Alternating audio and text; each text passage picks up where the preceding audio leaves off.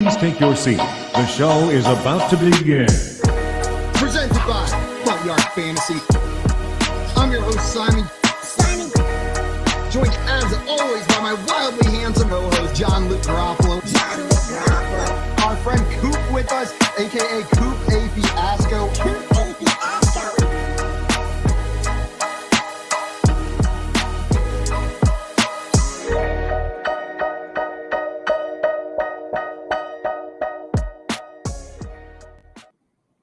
What's up, everybody? Good morning and welcome into the Front Yard Fantasy Morning Show here on Better Sports Network.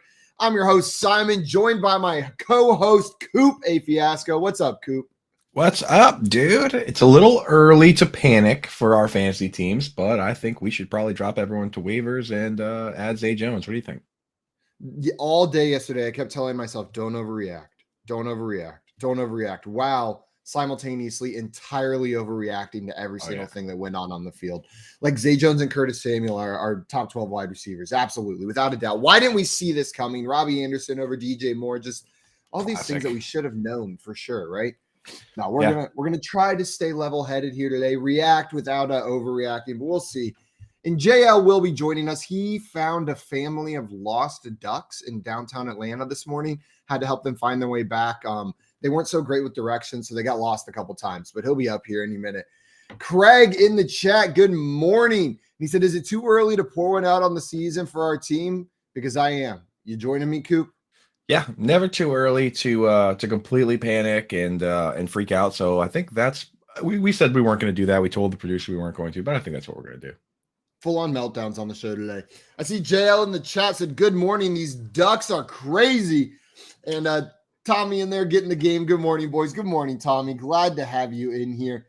Coop, I figured we would start with an entirely random, arbitrary game that I just happened to draw out of a hat whenever we're talking reactions today. Like, of the 14 games that happened yesterday, this is a random one. So the Patriots went down to Miami and lost 20-7, going up against Mike McDaniel in his opener. Yeah, that's a great one to choose because we don't have any emotional connections to that game whatsoever. Exactly. And, quite meaningless game for a meaningless division. So, yeah, that game, not super good for the Patriots. I mean, they were getting to Mac Jones. Tua looked great. I mean, did he not? Tyreek Hill looked great. Jalen Waddle looked great. Like, God, that Chase Edmonds looked great. Yeah. With Tyreek Hill and Jalen Waddle is going to be so much fun to watch this year. Just nuts. It was the Tyreek Hill show, or you thought it was going to be. And then all of a sudden, here comes the Jalen Waddle touchdown. They keep him pretty heavily involved. It was absolute blast to watch. I'm so excited. If Jalen Waddle, the thing about Jalen Waddle, if he didn't have that touchdown, we might be overreacting to the day that he had, because up until that point, he had legit like one catch for 1 yard. And then he just comes out of nowhere, drops a 50-yard touchdown or whatever it was. So it was kind of flipped from what if you would have asked me who do I think has more fantasy points, who do I think has more targets, I would have flipped them. I would have said, I bet Jalen Waddle is the higher targeted player. Tyreek Hill has more fantasy points, but it was the other way around this week. There was a lot of that. There was a lot of that expectation flipping yesterday. So we'll go through that, but that was definitely one where Tyreek Hill was definitely running lower A-dot routes. I think he had like 12 targets, but he still didn't have a 100-yard game. So there's a few of those. And then on the other side of the ball, kind of a nightmare. Like Hunter Henry didn't do anything. It was a three-headed monster at running back, kind of as expected. Nobody played more than 40% of the snaps of the running backs over there. It was, Ty Montgomery, pass downs, and then Damian Harris, 9 carries for Damian Harris, 8 for Ramondre Stevenson. So that one was one where it kind of panned out exactly like we thought it would, right? Just 2 guys splitting an early down role, and then a James White-esque performance from Ty Montgomery. So not ideal. No, not ideal at all. And then in the receiving game for the Patriots, I mean, I guess it's Jacoby Myers, right? If you're going to trust somebody on that side of the ball, it's Jacoby Myers. And then I'm not giving up on Devontae Parker. Like, he only had 2 targets, but there were some high value targets. Like, he got an end zone look. So maybe he can develop that chemistry with Mac Jones a little bit better. But it looked rough outside of Jacoby Myers whenever it comes to trusting a Patriot. Yeah, it just spread too thin. It spread too thin. And, Nelson Aguilar still contributing. Kendrick Bourne playing a little bit. So it's like not not what you want to see. You want a highly consolidated target shares, right? We want like the ball going to just two guys, Jamar Chase, T. Higgins. We don't want, 5 different wide receivers and 2 tight ends and 3 running backs. That's what the Patriots are. So if you were hoping that somebody would run away with it, doesn't look like that's going to happen. Jacoby Myers looked good, though. Made a couple contested catches. It was so weird, right? Like, that's one where Jacoby Myers was the dude making the contested catches, which is what Devontae Parker's supposed to be doing. Right. Just, again, kind of a flip-flop there. I feel like that you said it already, but that felt like it happened so many times this weekend. James Robinson, Travis Etienne, I don't know what that Darnell Mooney versus the entire rest of the Chicago receiving corps, it was supposed to be Darnell Mooney and Cole Kmet, but instead it was everybody else that it could have been. I see Craig in the chat saying, LOL, Cowboys are done. Pats feel that way too. Are the Pats done? What's your reaction? After game 1? What are you expecting from the Pats this season? I mean, this was playoffs again.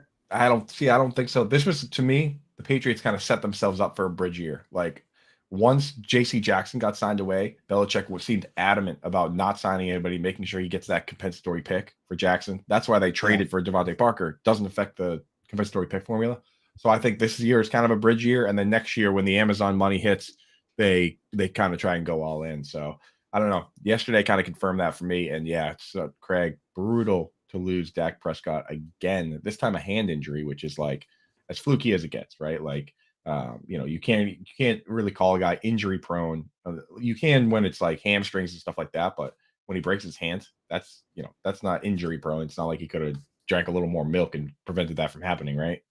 No, yeah, that's not how that works right there. Do we know how many weeks he's going to be out? Because I saw that he needs surgery and he's going to be out expected weeks, but do we have a time frame yet? Let me see if I'll see if I can pull that up. If you want to jump to that game, we kind of recap that one. Yeah, we can go ahead and jump into that game. I know that Cowboys offense is it's going to be sad without Dak Prescott down there, and even with Dak Prescott on the field, it really had trouble moving yesterday. It wasn't the offense that we were used to seeing from last season. This isn't the same offense that was the top scoring offense in the league last year. The offensive line didn't look great. And then outside of CeeDee Lamb, who the Buccaneers were able to entirely shut down, they couldn't get anybody else going in that receiving game. So it was just difficult to watch that Cowboys offense throughout the entire night. But yeah. Noah Brown. Cowboys defense. Noah Brown, he got pretty heavily targeted in that game. How many targets did Noah Brown end with? 9 targets. Yeah. Tied with Dalton Schultz after CeeDee Lamb's 11. But Noah Brown turned it into more than CeeDee Lamb did yesterday.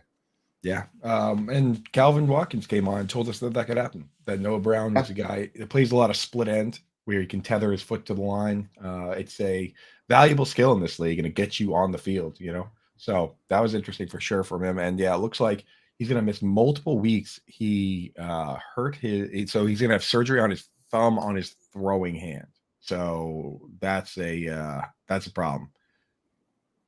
No firm timeline though, but they're saying, multiple weeks on that one, at least a month. At least a month, man. That's going to be rough. Potentially up to 6 to 8 weeks. I'm seeing over here, but we'll keep you guys updated as we get a firm time frame on Dak Prescott's return. After what we saw last night, do you think this Dallas offense has taken that big of a step back, or was the Tampa Bay defense doing something to make it look this rough?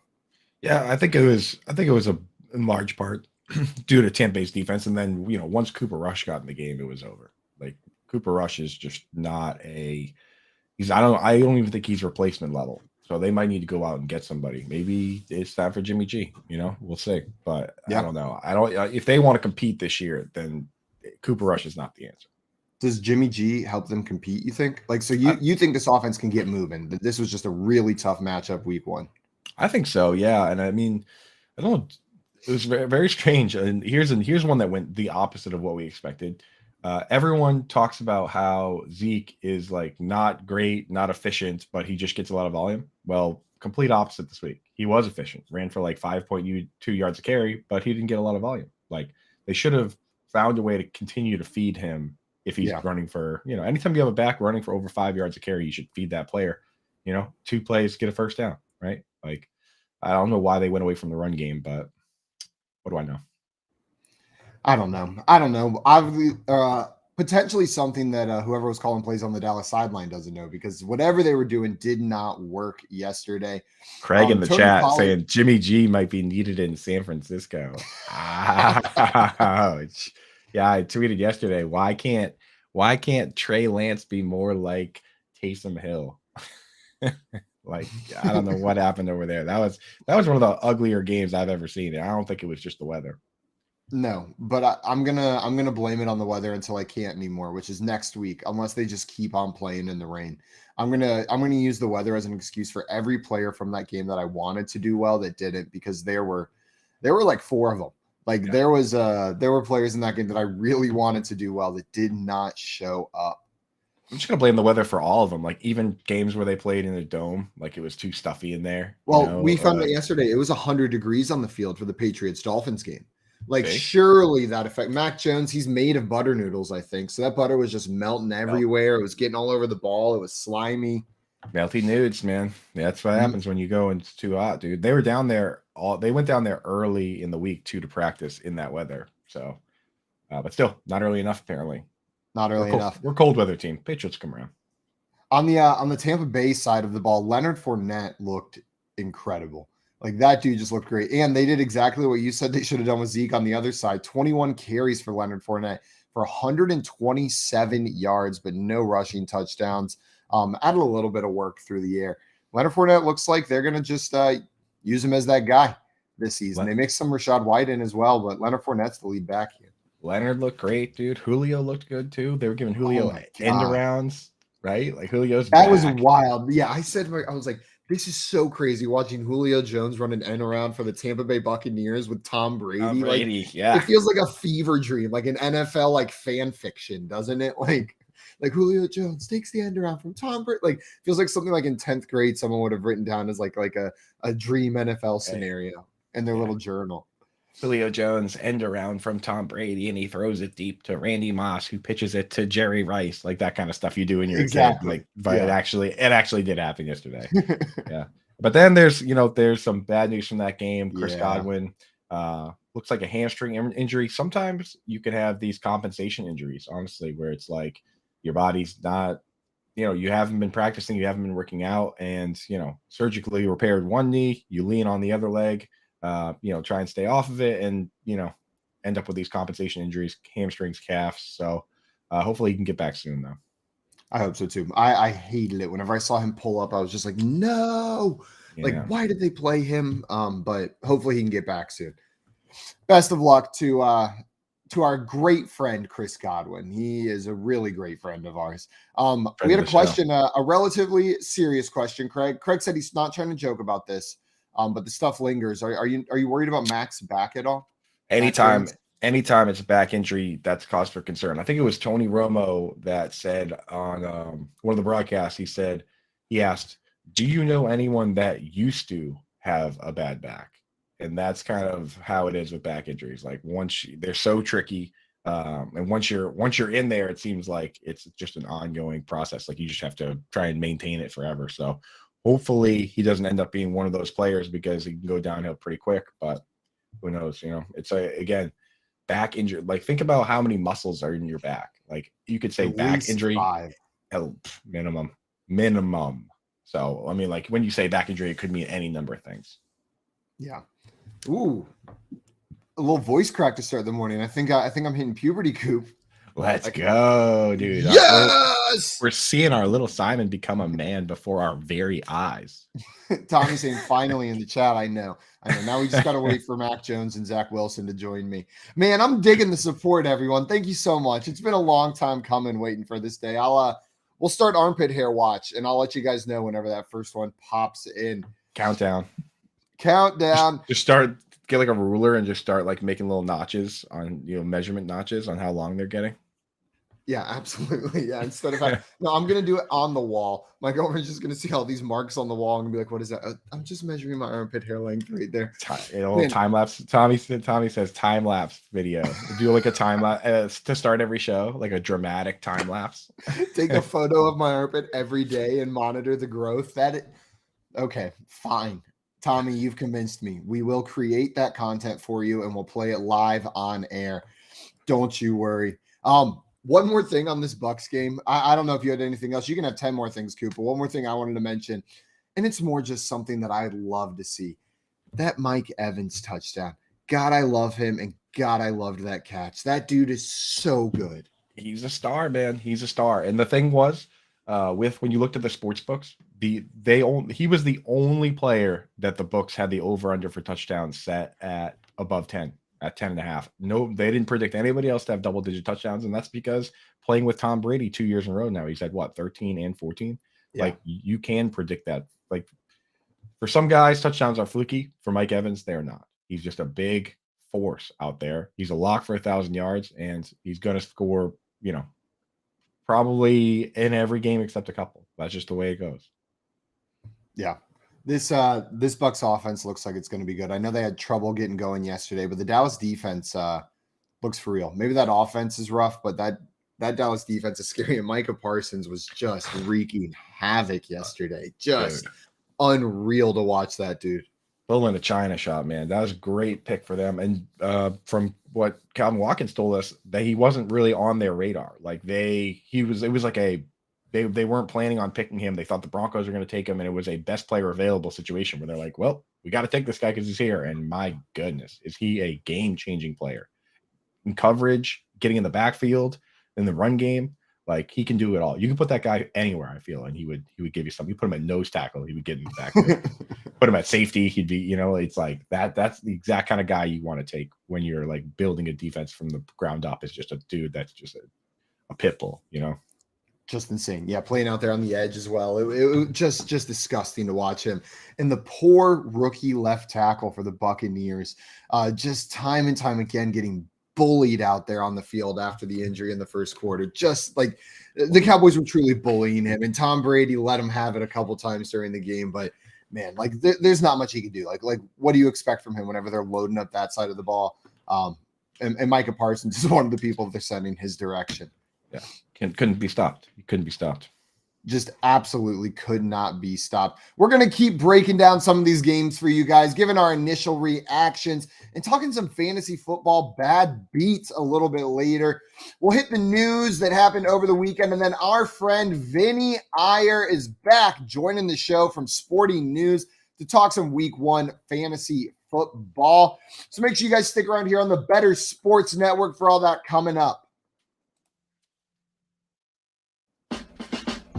Talk about your picks, your fantasy teams, and your sports collectibles on Better Sports Network. By the way, if you are a commissioner out there, if someone does not pay, that's on you at the end of the day. It sucks. That's why you have to get the money early, because if they don't pay, it's on you. You don't change the prize. A winner shouldn't be impacted because unfortunately you messed up as commissioner.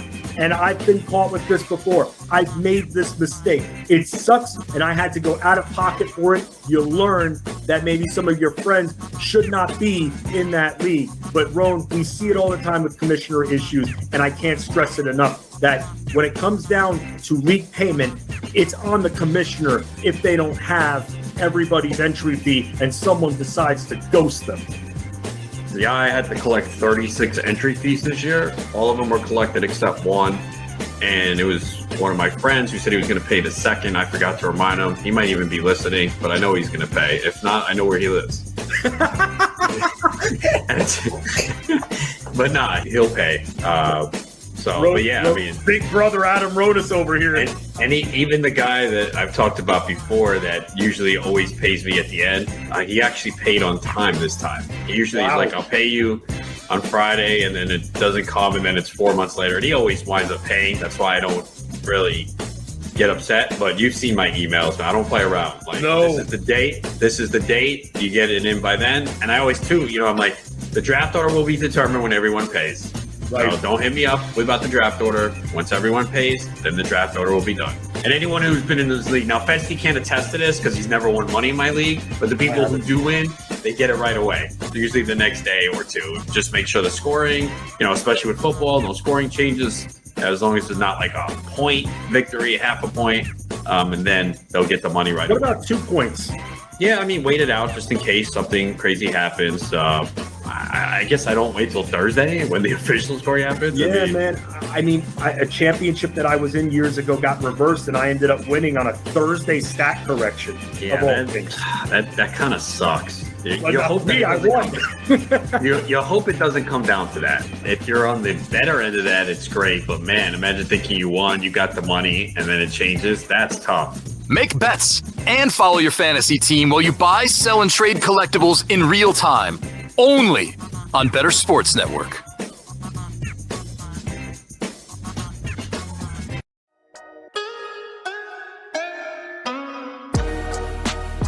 Giants going for two. Jones in a shotgun set. Three receivers right. James in motion. Jones takes the snap. Rolls right. Shovel pass to Barkley. Barkley in for the two-point conversion. Oh, a little shovel pass to Saquon, and then he did the rest. Taking on defenders, and the Giants have the lead 21-20 with 1:06 to go. That's playing to win there, Bob.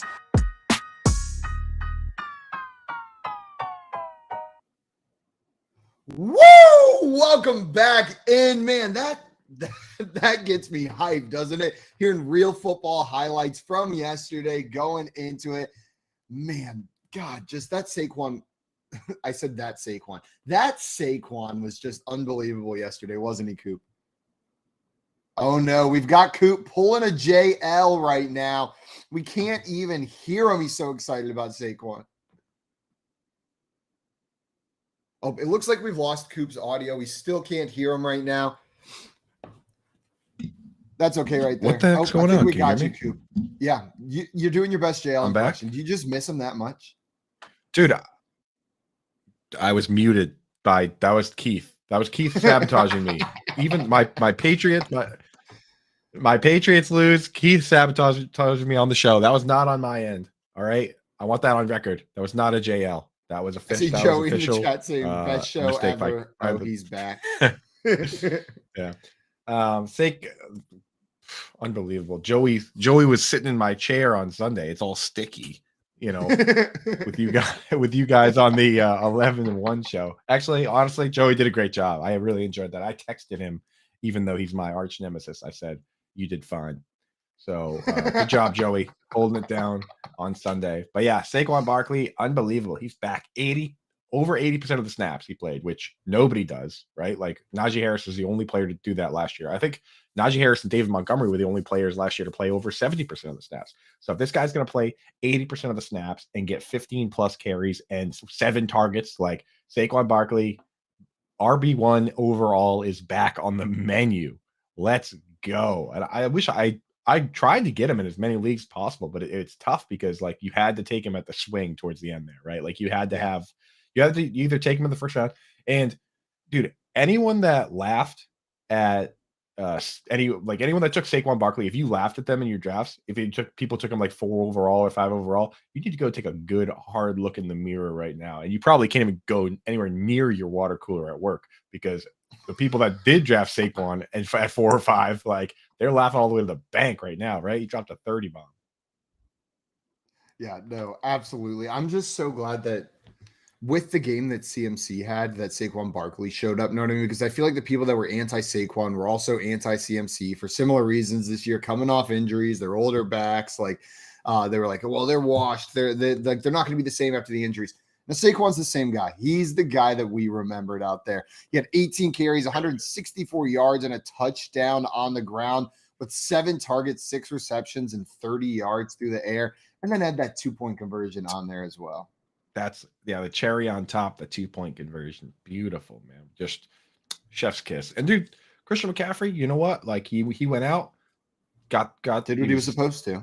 Yeah, I mean, like he's not every running back is going to be unbelievable every single week, but if the guy can go out and get 4 receptions every week, like he's a locked in your lineup. You know what I mean? Like even if you finish as RB17 like he did this week, show me a league that doesn't have 2 running back spots. You know what I mean? Like the top 17 is a guy that's in your lineup every week. So and he's going to have weeks where he's the number 1 wide receiver, running back. There's no question about it, right? 100%. I think what it is people are just used to seeing Christian McCaffrey be the focal point of that offense when he's on the field, like heavily utilized, like the main piece. And he wasn't used heavily in that game. But Saquon absolutely killed it.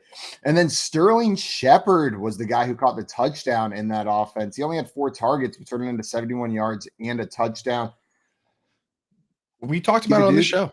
We talked about it on this show where, like, when you go back and look at Sterling Shepard's game logs, like he had a game with 14 targets. You know what I mean? He had games with 9 targets, 10 targets, 14. He just got hurt, right? And the question was always, well, can he bounce back from the Achilles? I mean, he looked pretty good yesterday. Kadarius Toney played less than 20% of the snaps. He was not involved. He was a non-factor. So you definitely, I mean, I'm going to keep stashing him, but you absolutely cannot start Kadarius Toney after that week. You can't.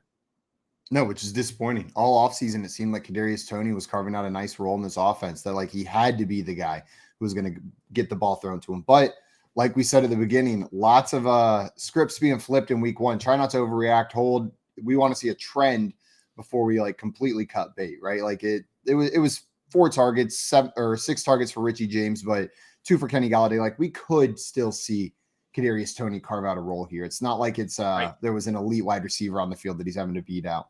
Yeah, when tomorrow, we're gonna give you guys more of the analytics, more of advice on waivers, who are adding, who are dropping. Today, we don't even have, Pro Football Focus doesn't have the numbers out for utilization, right? We don't know. We don't have snap counts. We don't have any of that yet, right? Today, we're just going to sit back and react to the games. Then tomorrow, we can get into the real nerdy stuff, tell you guys who are adding, dropping. But just, gut reaction was that, Saquon, it's the Saquon show, and everybody else is just kind of hanging out on the Giants. And that could be the way it ends up being. Yeah, I mean, you're not heavily inspired by Daniel Jones at quarterback, that this shouldn't be a team that runs through him first? No. He didn't look bad. He looked fine, and that's what he's been. Is he's fine. But when you're, in this league, you can't really have a quarterback that's just okay unless you have an amazing defense, So he's Daniel Jones on the hottest seat of any player in this league, right? Is there anyone that has a hotter seat than Daniel Jones right now? They didn't pick up his 5th-year option. So like it's now or never for that player. Yeah, I don't think there's anyone on a hotter seat. There's some other warm seats, right? But Daniel Jones is probably about as hot as it gets. Now, did you think the Giants were ever going to pull off this win against the Titans? Like was this a game that was on your radar as like a close one? Giants may pull this one off. This is a game that was on my radar as like a survivor pick, where you're like, I'm going to use the Titans this week because they're definitely going to crush the Giants. So it was, to me, I did not see this one coming. And good for the Giants. Yeah, incredible. And the balls of steel to go for it at the end of the game to win it right there. I love decisions like that. Like if it doesn't work, you never hear the end of it from your fan base, but to be willing to say, you know what, we're going to win or lose the game right here. That's one of my favorite play calls. I'm always cheering, go for it, like every time. And when you got Saquon playing like that, you got it, dude. And you know what? That's the kind of thing that with a brand new coach like Dable, like that's how you earn the locker room. That's how you earn the fans, baby. You go out, you play to win, and then you win, right? That gets people fired up. So good for him. You got to remember step 2, the actual winning part. I see Maria in the chat saying, talking about Saquon, he was never off the menu for me. Was telling people all off season that talent just doesn't go away, and said she's taking partial credit at least for wearing Saquon's jersey on Friday. Yeah, you got him pumped up, but you didn't wear it on Sunday. You didn't put too much pressure on him. I see Ed in the chat, big Giants fan. I know he's celebrating today. Congrats on the W, Ed. Said, how about holding Derrick Henry to 82 yards? Yeah, only 82 yards rushing for Derrick Henry off 21 rushing attempts. Any cause for concern, or is this Giants defense a decent unit? No, I mean, Derrick Henry is, that's the thing. That's how good Derrick Henry is. That 82 yards is a bad game because like half our other running backs, I'm like fired up. But that's that was always the problem with Derrick Henry, and that's why we said he's better pick in standard and half PPR leagues than he is in full PPR, because when he doesn't do it on the ground, the floor is a lot lower for that guy. One target that he didn't catch. Dontrell Hilliard came out and caught 2 touchdown passes. That's the thing. So looks like they're gonna, the Derrick Henry from last year that everyone was claiming took a step forward and was on pace for however 40 targets or whatever it was. That guy didn't show up yesterday, right? This is the Derrick Henry kind of was they are who we thought they were guy yesterday, just carrying it on the ground, not catching any passes. Yep. I see Squirrel Bob in the chat saying, I went Giants. Congratulations. But then he said, not that it matters because of the bleeping Colts. And he did say bleeping. I didn't censor myself, just so you know, Coop. Yeah, no, that's smart. This is a family-friendly show. Thank you, Squirrel Bob, because I would have full anchormaned that. I would have just read it straight out without even looking. So you really could have tricked me right there. No, but he that does was read a nice the chat. call. Whatever you say in the chat, he will read it. And Craig said that Giants defense is no joke on the D line and secondary. And Craig's our IDP guy down there. So I trust what he has to say about the defenses. Yeah, as far as the receivers go in that offense, I expected Robert Woods to have like a heavier involvement in the receiving game for the Titans, but that wasn't the case. Robert Woods only had 2 targets yesterday. Yeah, brutal for Robert Woods, and Treylon Burks wasn't really that involved either. Who did lead? Oh, Kyle Phillips. Kyle Phillips with 9 targets. Yeah, I mean, people were on him. People were talking about him this offseason that he was looking like that guy. But again, pretty low ADOT situation. You only had 66 yards, so probably more of a PPR play if you're going to go with Kyle Phillips. But we'll wait and see what his snap share was like when those numbers are out. But yeah, I mean, he stepped up. Yeah. Everybody watching, if you want to call in and talk about your team with us, please do that on the Better Sports Network app. All you have to do is have the app downloaded, hit that call in button, come up here, tell us what your team is, and let's hear those reactions to the week 1 games. I want to hear from some Colts or Texans fans, because I feel like there's going to be very different feelings on that game, depending on which side of the ball you were pulling for. Like, Texans fans can't be too mad about the outcome of that game, tying the Colts week 1. Like, I know they wanted the win. It looked like they were going to get it, but you take that tie and you run with it. Right. I can't believe that game was a tie. Like, the Texans were dominating. I thought that was in the bag for them. I was already kind of victory lapping, and then it wasn't until after the game that I looked and I was like, tie? When did that happen? So I don't know. I feel like if you're a Colts fan, you kind of got to be happy based on how that game was going. Like, to escape there with a tie, and that kind of proves what kind of team the Texans are. That even when everything goes exactly right for them, they don't win. Yeah, it couldn't have gone much better. Yeah. Now, Rex Burkhead got more carries than Dameon Pierce in this game. Dameon Pierce shot up draft boards, and then Rex Burkhead, 14 carries for 40 yards, was the primary ball carrier in that offense, and he had 8 targets as well. Like, heavily involved for the Texans. Rex Burkhead, dog. I mean, I'm like, so I was on Rex Burkhead. The reason this is another one of the script flips, right? Like, we were on Rex Burkhead because we were like, okay, this team's going to be terrible. They're going to be playing from behind a lot, and Rex Burkhead's going to be the pass catching back that comes in. But it was the opposite. He was the starting running back. He got the lion's share of the carries. He also got 8 targets, so he had that role too. But like, he's looking like he's just the flat out starting running back, not the pass down back to complement Dameon Pierce. So Rex Burkhead probably going to be a spicy waiver ad. We got to wait and see what some of those snap counts are. But I did see Dwayne McFarland does, tweet some stuff out ahead of time before, like, the actual full Pro Football Focus stuff comes out. And he said that Rex Burkhead did play a good chunk, 71% of the snaps to only 29% for Dameon Pierce. Ooh, woof.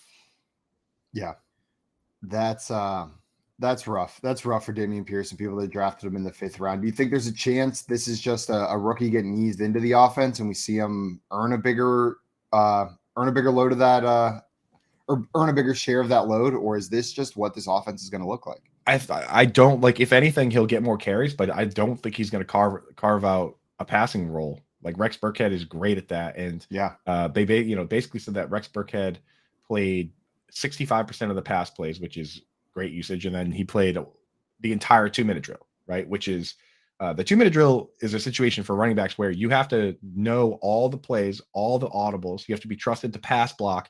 And because of the urgency, there's no substituting guys in and out. That's why you have to know all the audibles, all the plays. They can't take the time to be like, okay, this guy only knows certain things, so you got to sub him in and out. Like, so Rex Burkhead's probably going to have that role, and they're probably going to be in a lot of hurry up situations, being one of the worst teams in the league. So Not a good outlook for Dameon Pierce. And part of that was always the risk, right? Like, this isn't a great team. We knew what the game scripts were going to be like, and we're seeing it. We're seeing it in real time happen. Now, Coop, I just wanted to project a player forward for the entire season for you, and you tell me if this is a reasonable outcome for them from this game, okay? So based on this one game, how they would project forward for the full season is 34 targets, 34 receptions, 34 touchdowns, and 646 yards. Tight end OJ Howard. Can he keep up this pace? Mega star OJ Howard. Yeah. we're gonna have super mega star.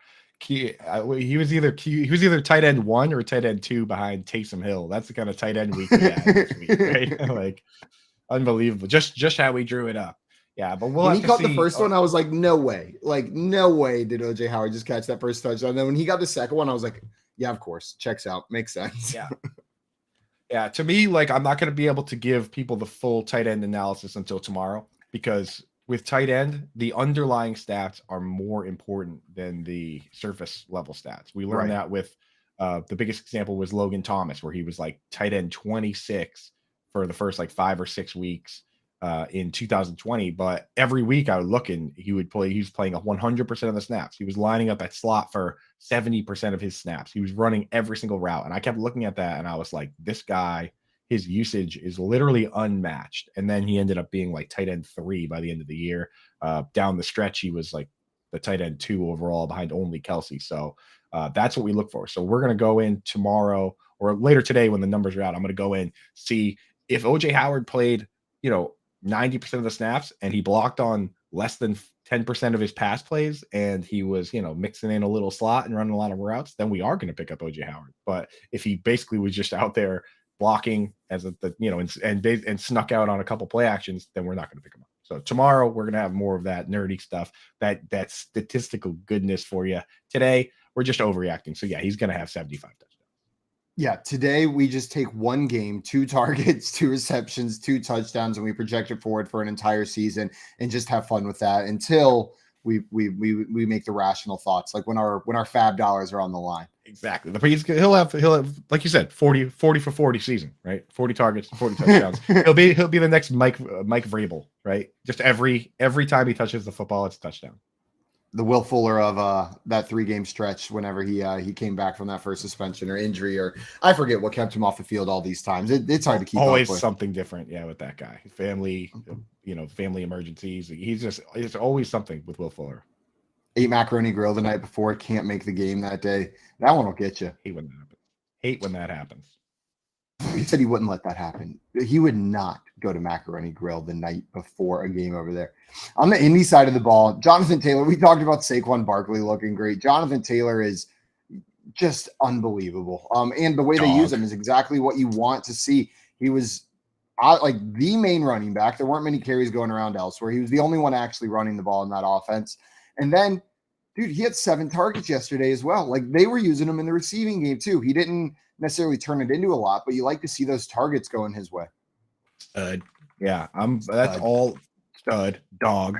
That's all I want to see is the targets, man. Like, more than anything. Like, if a running back goes out and has 10 rushing yards, but he has 7 targets, I'm picking that guy up. Like, the targets, as we know, based on the studies done by Scott Barrett, I believe, that even in standard, a target is worth 1.4 times as much as a carry. Not a reception, mind you, a target. Like, that includes the ones that aren't caught. And in PPR, that number is like closer to 2.7. So much more valuable.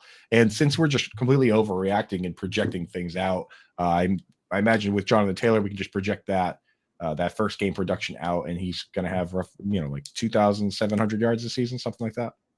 Sounds reasonable. Honestly, might be a little bit low, Coop. Like, this was a week 1 game. He's still getting used to the pace of this season. He's gonna go for at least 3,000 yards, most likely, based on this. Sorry, all purpose. I won't get insane. Dustin in the chat says, "Hope you. I didn't miss you boys talking about my guy Gerald Everett. We have not gotten to that game yet, and I will tell you that there's no guarantees in this world, but I can guarantee you that nobody has more Gerald Everett NFT cards on the DraftKings marketplace than I do.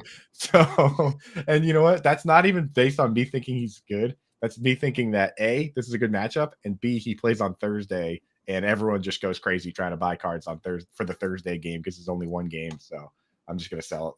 I just like, I took my retirement fund and I was like, do I invest this in like a 55-year age retirement fund, Roth IRA, or should I buy a bunch of Gerald Everett virtual NFT cards? What do you think, Simon?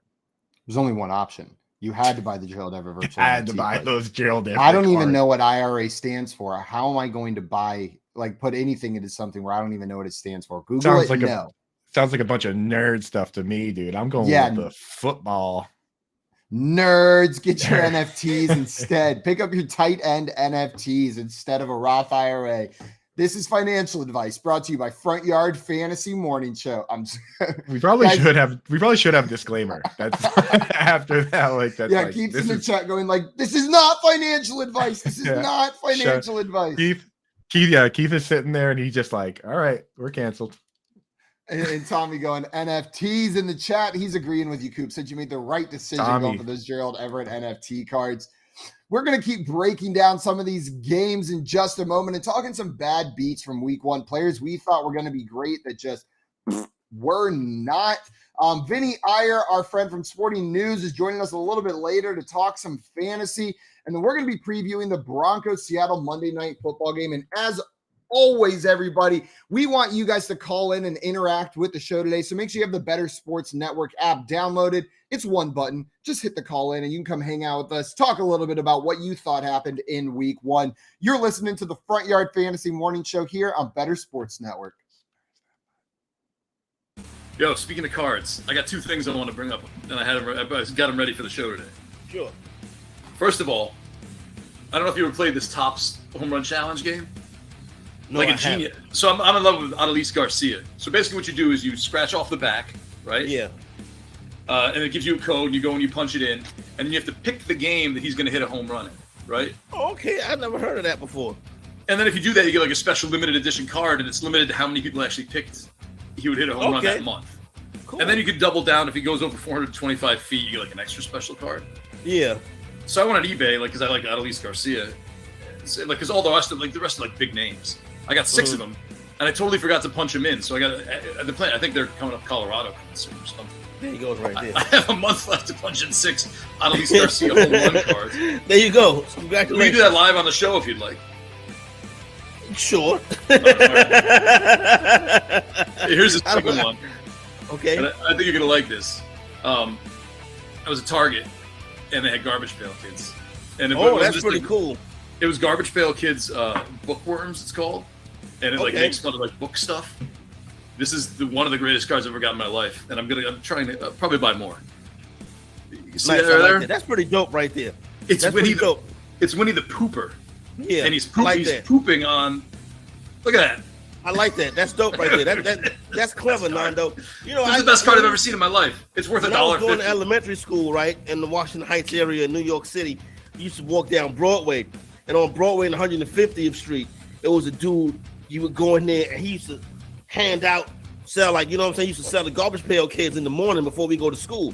So everybody was in that store buying Garbage Pail Kids. You know what I'm saying? Yeah, so that's pretty cool right there. Yeah, just get that. So I'm up to deal with the Garbage Pail Kids. I think that's pretty cool.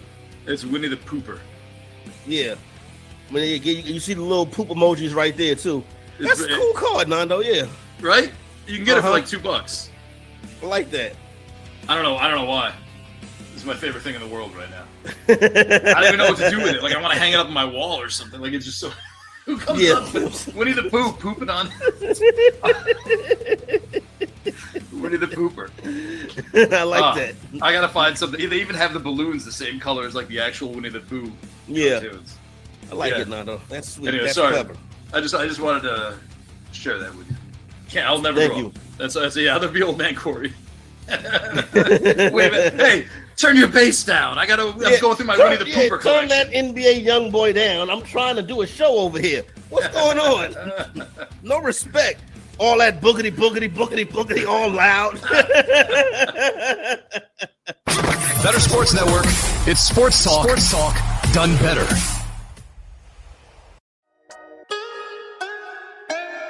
Second and goal, 6-yard line. Lance in the gun. Debo to his side. Ross Dwelly goes in motion. Handoff to Debo coming wide right, trying to turn the corner. Touchdown!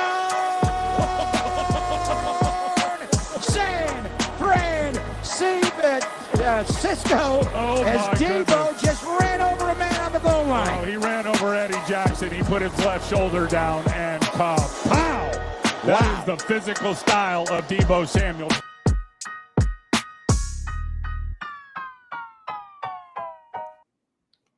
Welcome back in, everybody, to the Front Yard Fantasy Morning Show here on Better Sports Network.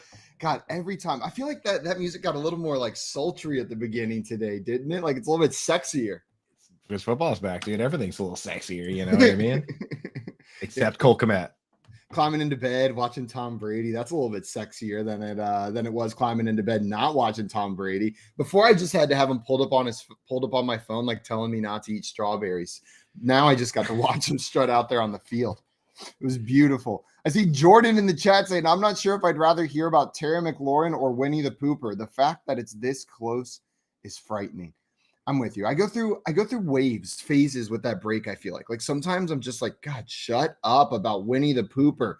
And then sometimes like I'm back on it. I'm like, this is the best thing I've ever heard. Nando DeFino talking about Winnie the Pooper. I can listen to Nando and Corey all day, dude. Those guys are awesome, man. They're great.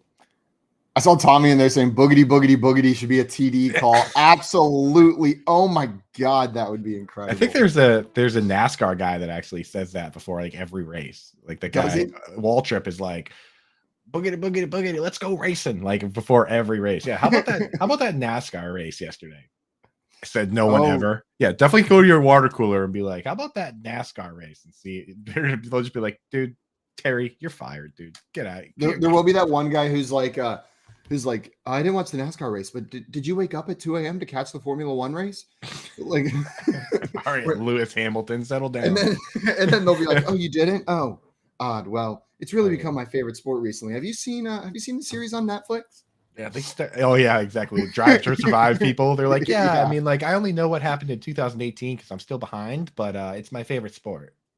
I haven't watched season 3 of Formula One yet, but whenever I get up there, I'm sure it's going to be fantastic. Oh, the Formula One fans in the chat are just going to be like livid at us. If Alex is still watching, I saw him in here earlier. We're just roasting you because it's funny, and without any regard for your actual feelings, right there. Every driver finished in the exact spot that they started in, but it was about the pit stops and you know the maneuvers. That's really where the game is at, you know. It's like sometimes that happens to me with soccer games where I'm like, you know, my buddy's like, oh, great game. I'm like, what's the score? It was nothing. Well, okay. But you know, there's a lot of good ball movement. So, you know. My dad, I grew up in a household raised by a European man, and he did not get American football at all and is staunchly on the soccer greater than football. And whenever I started watching football, it would always be the like, oh, why aren't you watching real football? Like, why aren't you watching real football? Would be what my dad would say. But football is like the thing is like we grew up with it and we've been, you know, deep into it. But at the same time, like you got to think about how football is confusing. It's like the English language where like unless you are like deep into it, it can be so confusing. Like on one play, a dude like watching it with my fiance, this happens all the time. It'll be like a lineman goes in and he like touches a dude, like just barely touches him in the face, and they call illegal hands to the face. And then the very next play, like Derrick Henry grabs the dude by the face mask and just smashes his face into the ground. And I'm like, oh no, that's allowed. Like she's like he touched his face. That's illegal hands to the face. I'm like, oh no.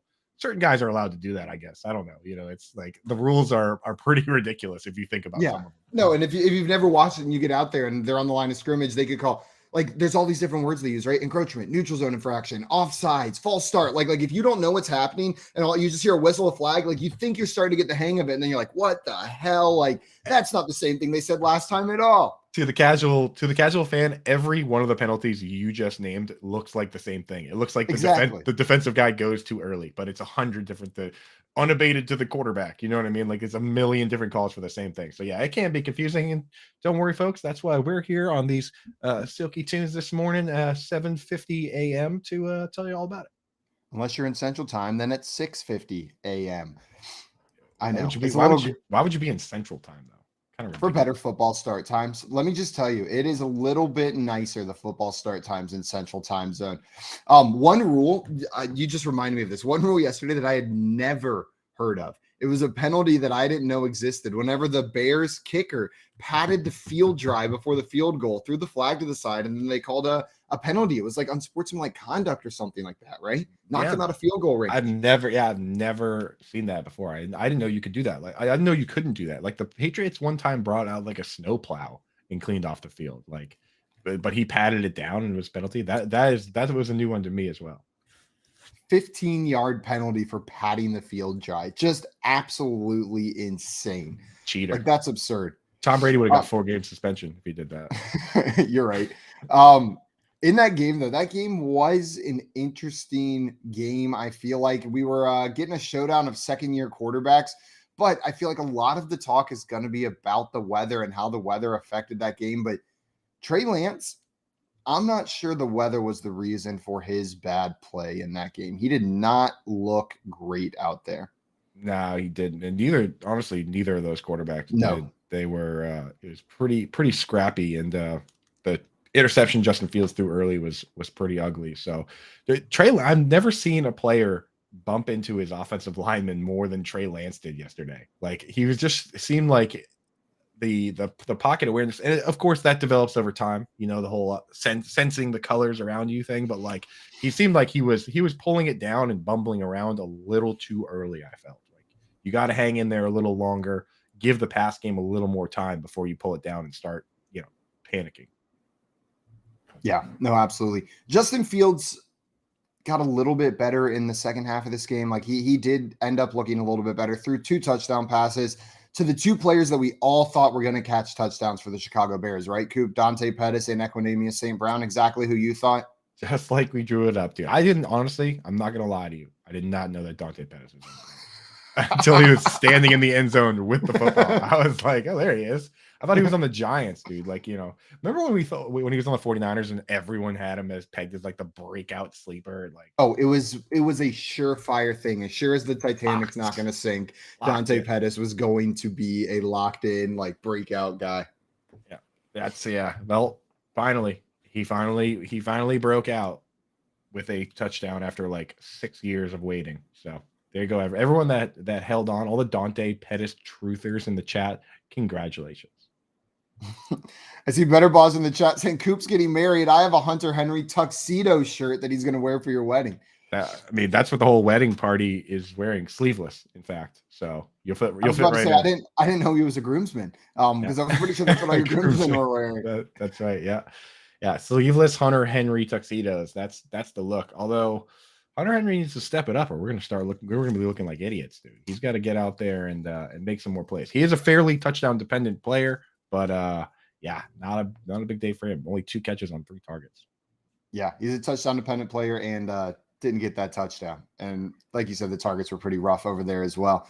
Another tight end that was pretty rough, and I told a decent number of people to start this week, was Cole Kmet in this Monsoon Bowl. Man, it was ugly for him. Just how many targets did he even end up getting? Just 1 target, and didn't catch it. So turn that into a big old goose egg for you. If you're going to get 1 target, dude, you got to catch that target, bro. Like, you're making us all look terrible, that goose egg. I know that our boss, Better Boss there earlier, said that he would have won his game if Kmet didn't throw up a 0. So, again, another player where we're going to have to see if he was, playing a good snap share, if he was lining up in the slot. Those numbers aren't out yet, but from the surface level, bad. Bad. On the surface, not good. Not dog. Opposite of dog is not what happened in that game. Which would be God, but he wasn't that either. He was more like mud, which is what that game was primarily. I feel like if you said opposite of dog, people's initial reaction would be cat, but I feel like cat is actually very close to dog in the grand scheme of things. I think he was more cat than dog. Yeah, but like, you get what I'm saying? A cat is not the opposite of a dog. Like, a cat is much more like a dog than a tomato is like a dog. Like, a tomato is way less like a dog than a cat is. The opposite of dog is tomato then, and he probably had one of the most tomato games that I've seen in a while. He definitely had a goose egg game, that's for sure. So, we'll have to see. I saw we had a question in the chat, Coop. This was from our friend Brett. Brett said trade Zeke and Kmet for Deontay Johnson and Darrell Henderson Jr. So we don't have format specific stuff here, but Coop, what are your initial thoughts whenever you see that? Zeke and Kmet for Deontay Johnson and Darrell Henderson. Yeah, I mean, if you're giving up on, I can't tell. Even before the game, I said don't panic drop Cole Kmet, because not only is it bad weather, but it's a bad matchup. He's facing one of the best cover linebackers in Fred Warner, right? So it could just turn out that we look at it and he played a good snap share. He lined up in the slot like we expected, but he just had a tough matchup. But when I look at that, I mean, Darrell Henderson had pretty much similar usage to Zeke, and obviously Deontay Johnson better than Cole Kmet. So I think I might take that trade. You're going to take the Deontay Johnson and Darrell Henderson side of this trade? I think I would. He goes, and then he just updated it. I just checked my trades. Got offered CD and Henderson for Zeke and Julio. That trade, I think I would definitely take. Yeah, with CD in there, 100% that changes it for me. CD is a big upgrade. I know yesterday was a rough game for CD Lamb, but he got the targets. He was being heavily targeted. They just could not get him the ball. Like it just wasn't working for CD in that offense yesterday. But I'm in on that. I like that trade, Brett. Go ahead and make that one. I see Get in the Game in the chat saying Trey Lance duck in the rain in that game. Yeah, it wasn't looking good. Do you think, Coop? Let's talk overreactions. And I saw these on Twitter abound. People were going, Jimmy G starting week 2. There's no chance, right? This is Trey Lance's team. They're going to give him more than a leash of one bad game in the rain in Chicago. Agreed. Yeah, there's no way you can go the whole offseason building the offense around a guy, installing an offense, and then just pivot away week 1. I think you got to just go with Trey Lance. I don't think you bench him under any circumstances, because if you lose enough games early on and you're out of it, then you're not doing him any favors by taking him out and making him watch Jimmy G. He watched Jimmy G last year, you just got to lean into it. You made your bed when you picked him at 3 overall or whatever it was. So you just got to ride it, man. It's the Trey Lance show. And for the next few years, the Trey Lance show isn't going to get canceled for at least a couple years. You just gotta ride it out. Yeah. I see Better Boss in here saying, smash that trade button, Brett. He approves of it as well. And then Jordan making a great point. There was no Kittle for Trey Lance. Plus Elijah Mitchell got hurt pretty early in this game. He looked like the Elijah Mitchell from last year before he got injured, though. He was looking good out there on the field. Yeah, he was looking like a beast, man. Like that's the thing with Elijah Mitchell that we said from the start. The reason that he went so low is because he got hurt 3 different times last year, and then unfortunately gets hurt once again. But when healthy, running behind Trent Williams, he doesn't get much better. Now, if I didn't see what the injury was, do you know if it's long term or how we looking on that? Producer Keith, you got that information for us?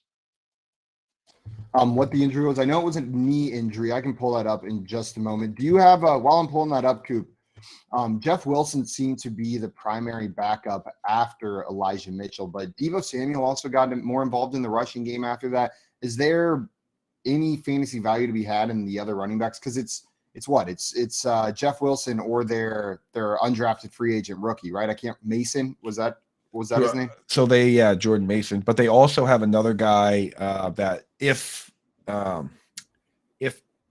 Eli misses extended time, I imagine Tyrion Davis Price wouldn't be a healthy scratch. He was a healthy scratch yesterday. Yeah. So I imagine he's back in the menu to kind of convolute that. But yeah, I mean, Deebo, what do you have, 8 carries? Like Deebo looked like his utilization is going to be good, right? And that really gives Deebo a nice floor, the fact that they're just going to give him the ball one way or another, So Deebo looking like a pretty solid and safe pick now.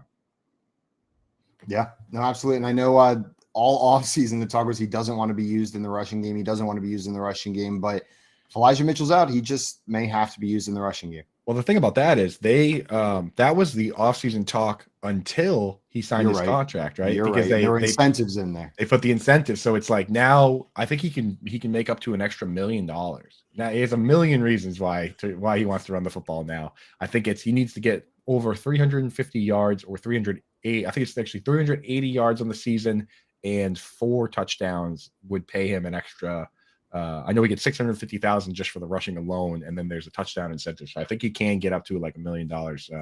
So for Debo, I think that goes out the window now. I think he doesn't care. He just wants to win. So excited to see it. And there was another sneaky wide receiver that got some carries yesterday. Not sure if you noticed, but Chase Claypool over there with the Steelers had 6 carries, which is not unusual for him.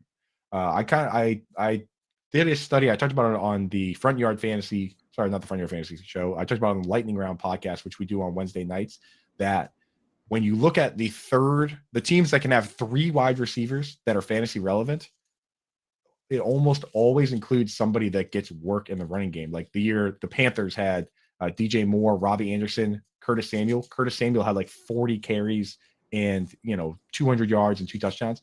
And then the year after that, the Steelers did it, and a big part of that was Chase Claypool had 2 rushing touchdowns, which is what separated him from, moved him from the wide receiver 3 range up until the back end wide receiver 2 range. And this year it looks like they have no problem giving that guy carries, end arounds, even out of the backfield. So kind of interesting for Chase Claypool getting 6 carries.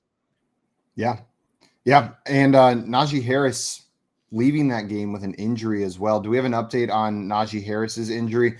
Because I know he did not play in overtime there. Do you think if Najee's out that we see Chase Claypool continue to be more involved in this rushing game? Like would Najee being out, you think make Claypool like a key part, something where we see regularly he's getting in that 5-6 carry range? Yeah, I think it's entirely possible. And the scary thing for Najee is that, so when it first happened, I was like, oh, there's that Liz Frank that he mentioned, right? But it actually was not a Liz Frank. It looks like it's the dreaded high ankle sprain.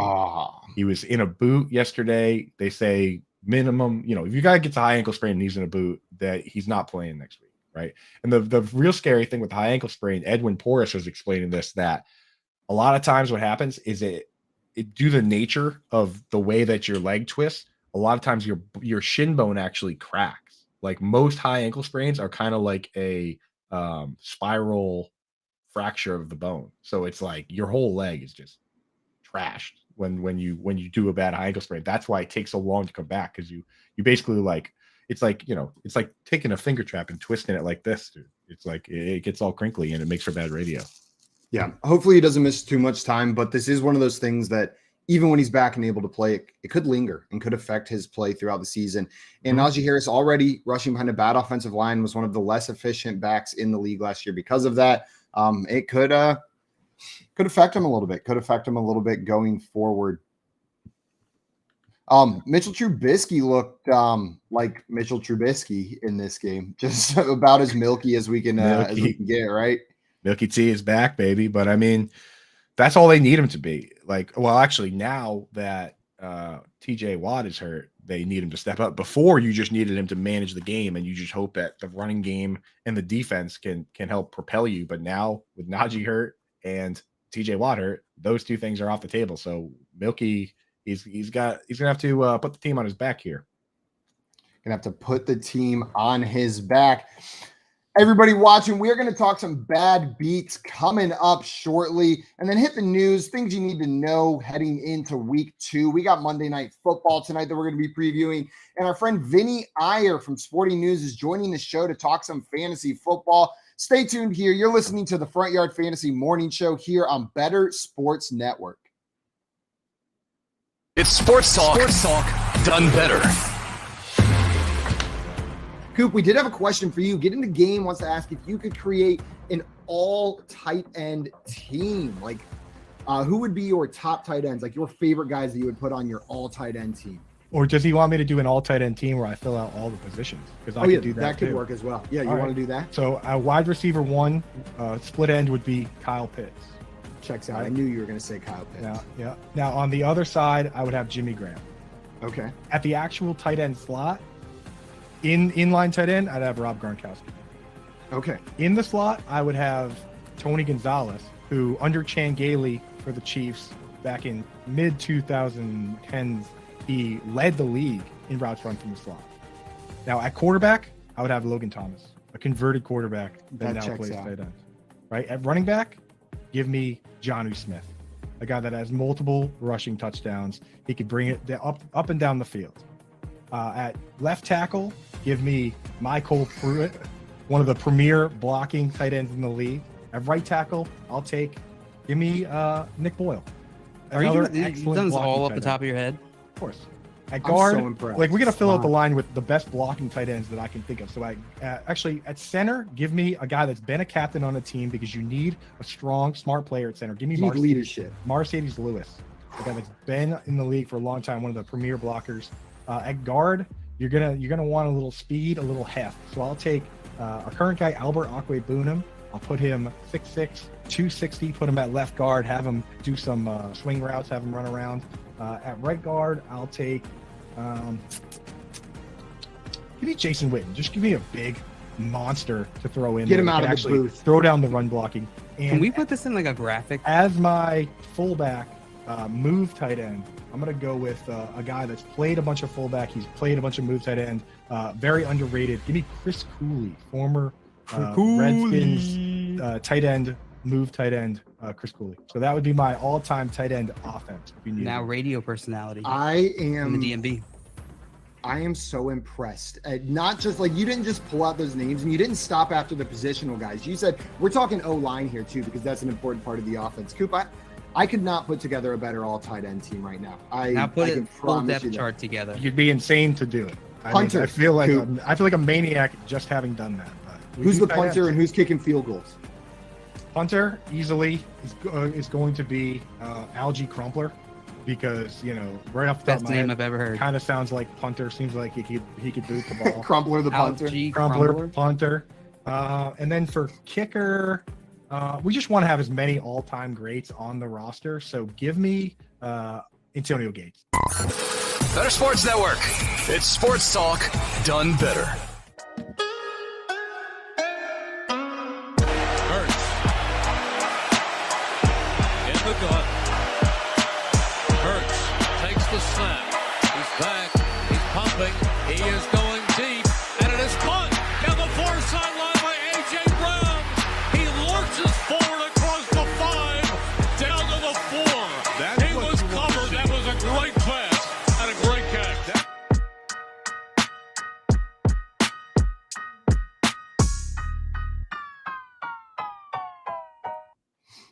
Welcome back in, everybody, to the Front Yard Fantasy Morning Show here on Better Sports Network.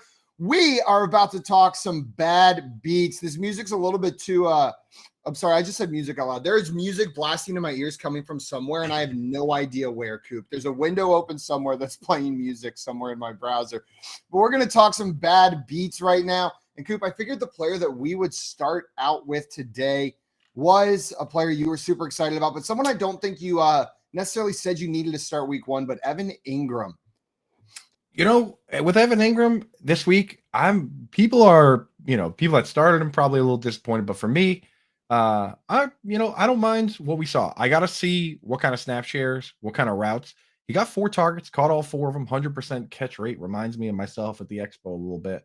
But the thing that people miss is that he also had he ran a great route, curl route, got open late in the game for what would have been like a 15, 20-yard catch. And the defender, because he was open, just came and bear hugged him, pass interference. So, that's the crazy thing about the position is that if he catches that pass and now all of a sudden he has 5 for 5 for like 50 yards instead of what he ended up with, then it's a different day, but yeah, four catches for 28. That's not really moving the needle.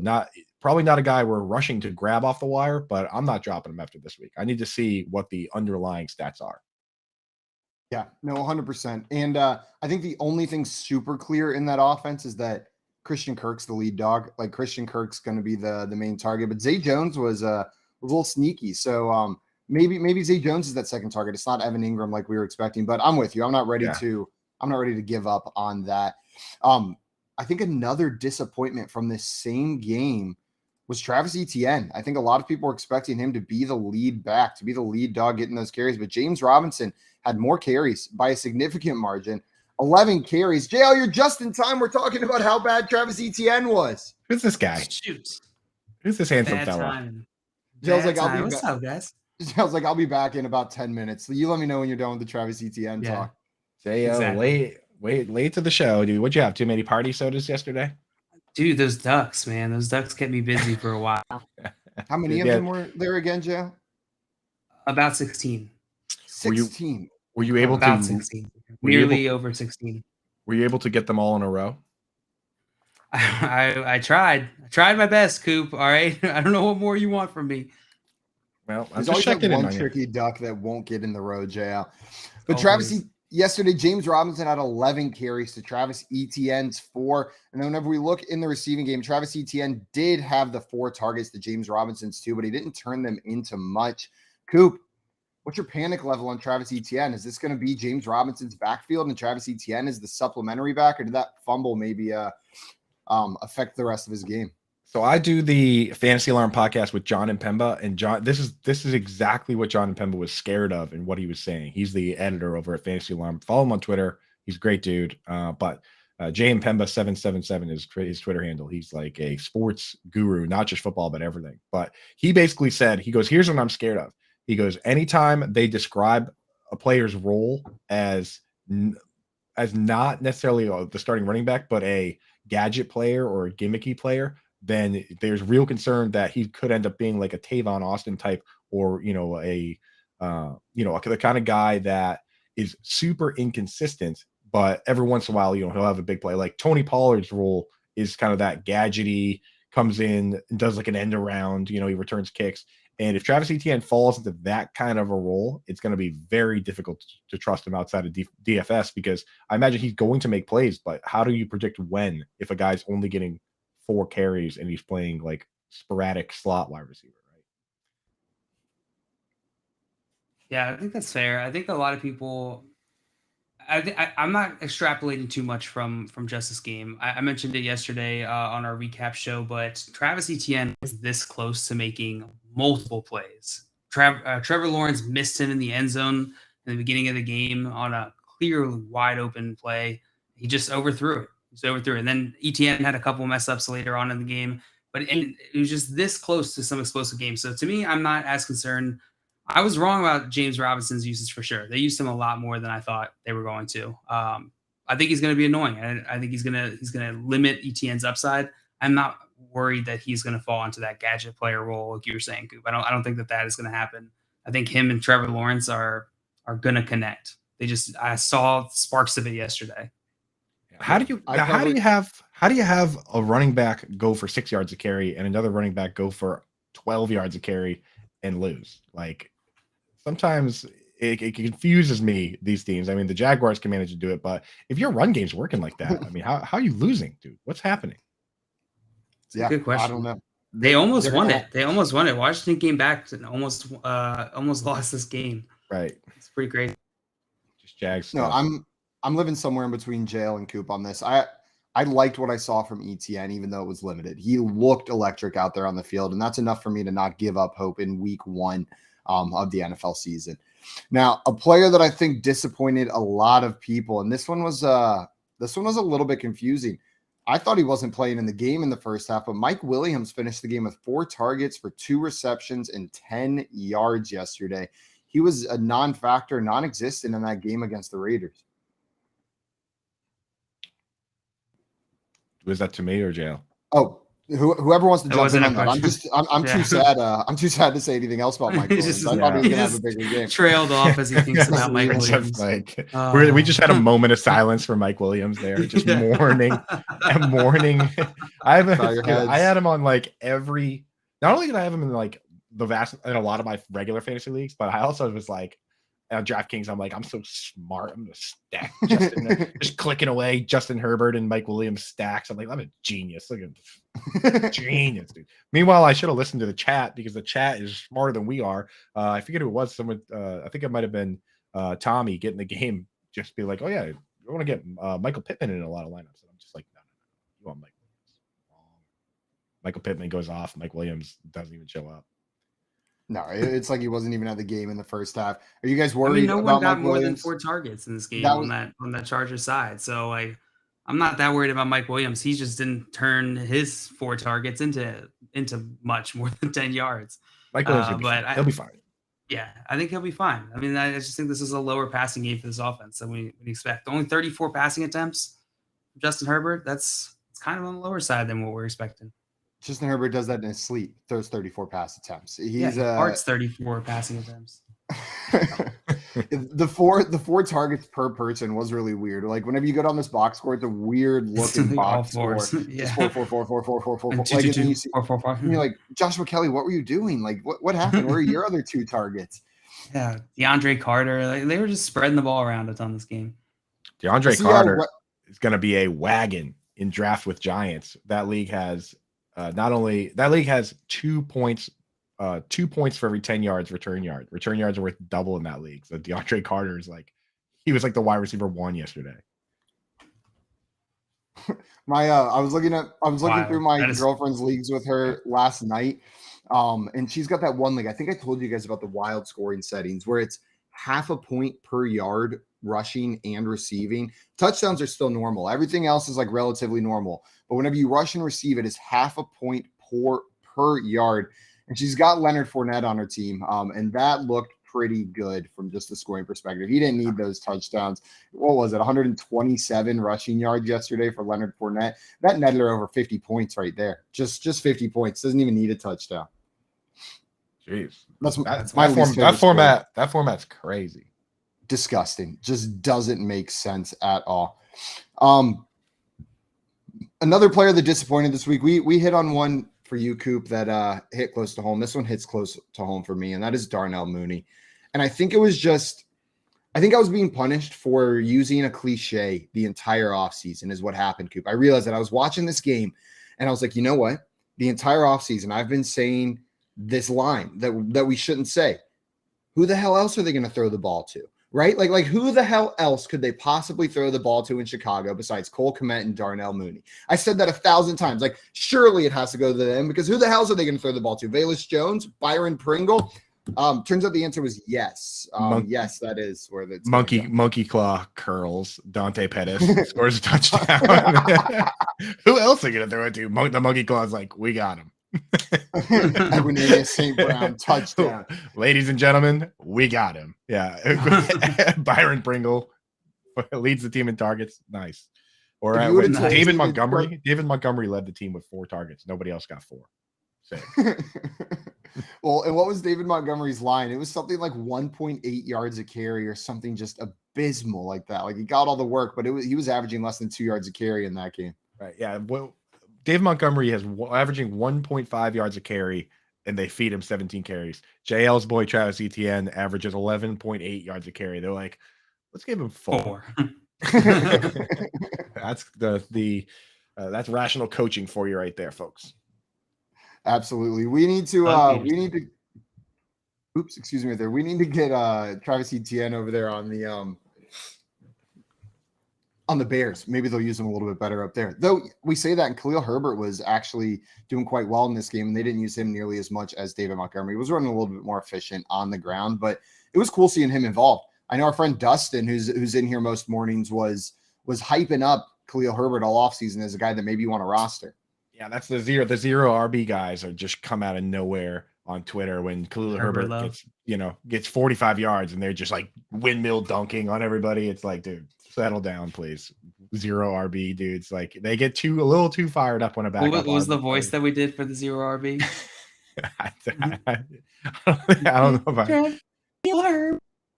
You're not going to get a better value than Khalil Herbert in the 17th round. Let me tell you right now. That was definitely it. Man, you guys just nailed it. That's exactly what I sound like when I'm drafting zero RB. That's the voice I make. Like, oh man, you idiots letting Cordero Patterson fall to the 10th round. like the idiots. I love that. I like doing zero RB drafts, and I did one with Jacob Sanderson and Kevin Thomas. I was like, you know what, it was hero RB, but like just listening to how excited they get about players like in the 12th round, they're like, oh my god, like this is perfect. But dude, a lot of the zero RB targets that Kevin Tompkins, they worked. Yeah, for Fantasy Alarm, he was like touting Darrell Henderson, Khalil Herbert, Rex Burkhead. Like those are all viable plays. Like if you did zero RB and grab those guys, like you got a lineup now. Also, Dustin down here says, I'm definitely not a zero RB, guys. LOL. And you know what, Dustin, I don't think there's any overlap between person who has an entire fridge dedicated to just beef and zero running back. Know what I mean? Like Dustin's a fridge full of beef guy. He's not going to draft zero running back. He's going robust RB. No. You're not filling up a fridge of beef in your garage and then going and drafting Cordero Patterson and Rex Burkhead as your 1 and 2. It's too high T for that, dude. Like he can't even keep the sleeves on his arms. They just jump right off, dude. Like too high T for zero RB. Big high T energy. Big high T. Rendon in here wanted to know if he should be worried about his team. Jalen Hurts, no, don't need to be worried. Austin Eckler, Alvin Kamara. I know there's concerns about Kamara. Kamara was a player who disappointed a little bit yesterday while we're talking there. You got any concerns for Kamara, Coop, or just a bad game from him? Nah, he's fine, dude. He's awesome. He's going to be fine. They did. I mean, the thing is, the one concern is they did lose Teron Armstead, right? And that was the staple of their offensive line. He went to the Dolphins, and Chase Edmonds looked pretty good running behind him. But I think Alvin Kamara is going to be just fine. Guys have down games. It's only week 1. You're going to start him every single week. Like, what's the worst case scenario for Alvin Kamara when he's out there getting the carries, getting a couple targets? Like, I'm not sure what the floor looks. I mean, the floor is pretty good. 4 targets. Like, he'll be fine. I'm with you. Now you're sorry. Go ahead, JL. No, I was just gonna back up. I don't know why I said no. No, I won't go. I completely agree with you, Coop. I'm not worried about Kamara at all. We were talking a little bit on the show yesterday, about whether 4 targets is enough for Alvin Kamara, and I think you're right, Coop. I think 1, I think this is a down game, and 2, I think that is enough. That's a decent amount for a running back. And where you got Kamara this year, I think that's certainly will still pay off. Yeah, he'll be fine. Yeah, I believe so. Now, AJ Brown, congratulations that you've got him on your team. I know that was one of JL's favorite things of yesterday, but 45% target share, and boy, did he do some work with it. AJ Brown looked like a stud. 45%, that's sustainable, right? Yeah, that's 100% sustainable. that's got an overreaction. JL goes, yeah, 100. That's definitely sustainable. 13 targets a game, 10 receptions, 13 targets, 155 yards. Is pretty crazy. Just every other pass. And if we want to talk about guys that were disappointing, then Devonta Smith, woo lad. That is 0 receptions on 4 targets. 0.0 Blutowski. 0. Then this is the conversation that I had with people before the season, right? Like I write my number 1 tight end article, the big tight end article, what makes an elite tight end.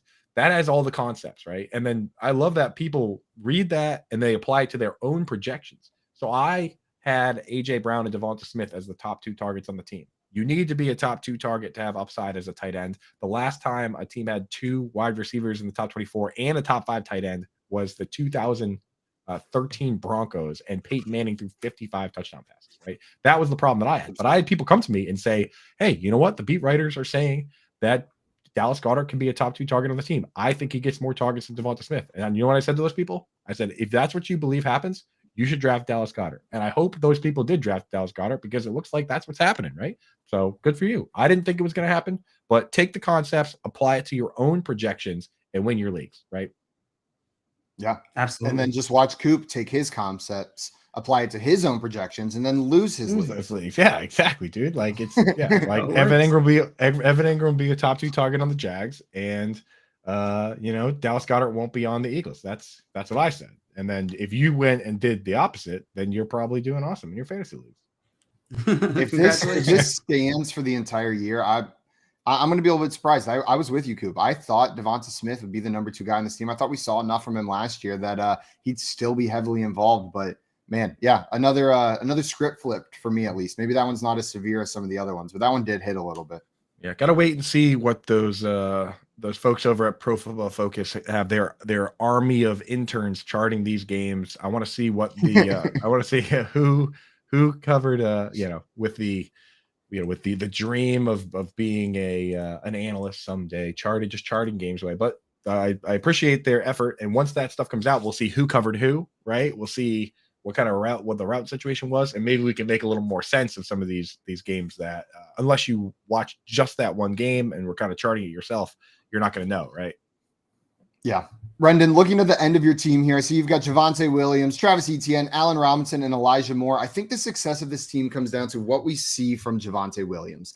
Like, if he is the main back in there, that's going to save you from playing flex roulette every week with Etienne, Allen Robinson, Elijah Moore, and Javonte Williams. Hopefully, you can just plug him in that flex spot. He looks like he's going to be the dude, and you can roll. Yeah. Yeah, I think this pretty much comes down to Javonte Williams for your team, Rendon. Were there any other players that you guys felt like you were excited about that were going to hit, and then you just didn't see it from this week? I've got one more who maybe won't jump out on the stat sheet because he ended up pulling in the touchdown. But Rashad Bateman of the Baltimore Ravens did not get a lot of volume. We thought he was going to get way more heavily targeted, and he just wasn't used that much. He pulled in the touchdown, saved his fantasy day, but I was expecting more from Rashad Bateman in this game. Yeah. I mean, they had this game. They had this game in hand pretty early on. I don't think they had much trouble, dismantling this Jets team, and so I could see why. Aggressive language early in the morning, dismantling.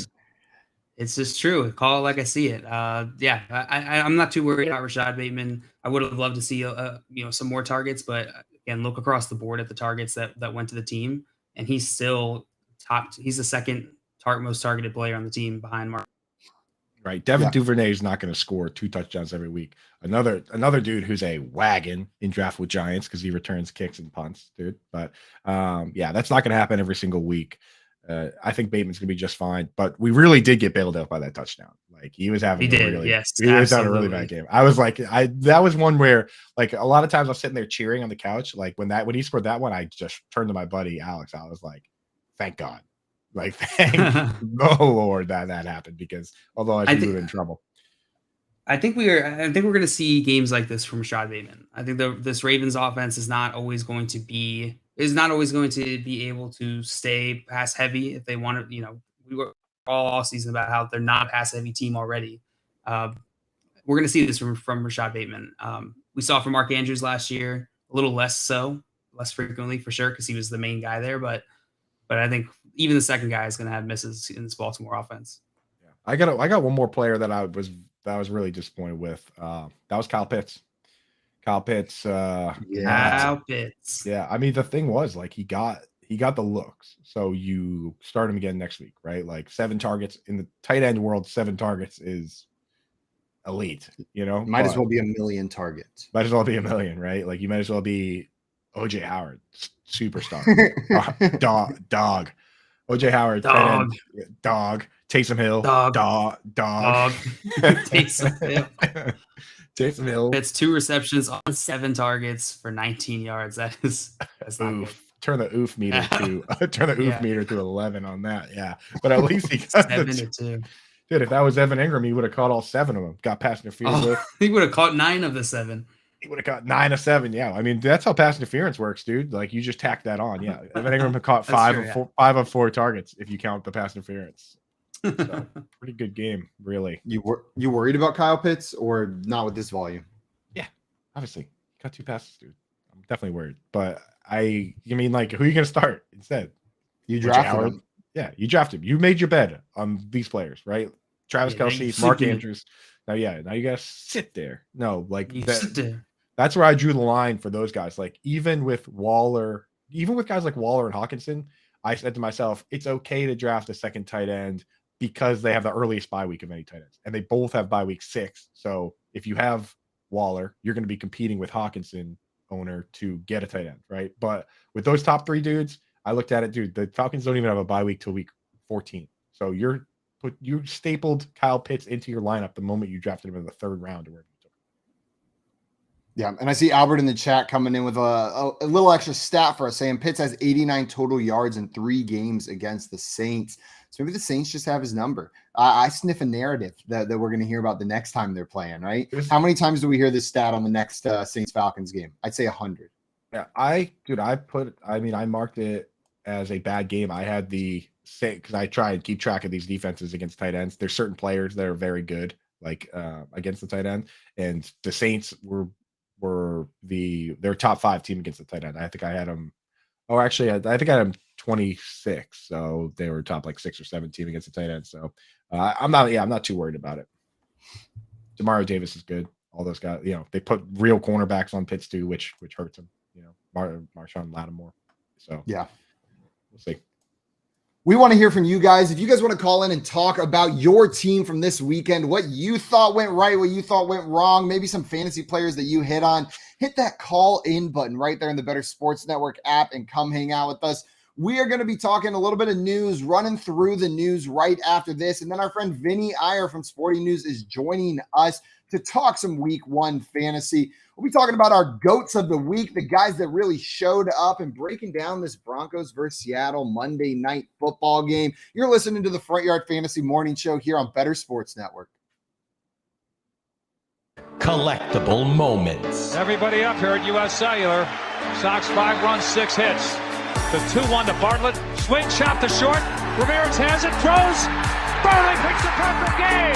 His second no-hitter. People going crazy here at U.S. Cellular. He's mobbed by his teammates. A perfecto. Now there's a steal by Bird. Underneath the DJ, lays it in. Right up, 1 second left. What a play by Bird. Bird stole the inbounding pass. Laid it up to DJ. DJ laid it up and in. And Boston has a 1-point lead with 1 second left. Out of the I formation on first down. Peterson the carry, looking for running room on the right side, has it to the 25, across the 30, across the 35, and out of bounds at the 40-yard line. Adrian Peterson has just gone over 2,000 yards for the season, the 7th man in NFL history to cross the 2,000-yard mark. Well, a thundering ovation for number 66, Mario Lemieux. Just the emotion I'm sure Mario is feeling in this place. You don't appreciate something until it's gone, and it's so great to have Mario back. Yager turns around. Over to Lemieux. Mario Lemieux, his first goal in his comeback here tonight at the Mellon Arena. And the Penguins lead 3-0, and he is smiling like a butcher's dog. Mario Lemieux. Oh, the band is out on the field. He's going to go into the end zone. The Bears have scored, but the Bands are out on the field. Pearson moves in front of the STP Dodge. Petty comes back to the inside. They almost touch as they move down low in the banking. They're going to be side by side as they exit the bank and head for the finish line. Richard Petty goes back in front. They both spin. They're in the wall. Petty is sliding, slamming into the wall. He's coming down toward the finish line. Will he make it? Pearson is still running. The winner is car number 21. An amazing finish. Richard Petty's car demolished in the front end, as well as car number 21. An unbelievable finish, a terrible crash. David Pearson has won the Daytona 500. Leitner catches, comes down, dribbles, shoots, scores! Christian Leitner has hit the bucket at the buzzer! Pitched by Downing, swinging, there's a drive into left center field. That ball is going to be out of here. It's gone. It's 7-13. There's a new home run champion of all time, and it's Henry Aaron. The most valuable player is Magic Johnson. 42 points, 15 rebounds, and 7 assists. He starts at center, plays forward and guard, and leads the Los Angeles Lakers to a world championship 123-107 over Philadelphia. Whether you collect sports memorabilia, fantasy championships, or winning bet slips, talk about it on Better Sports Network.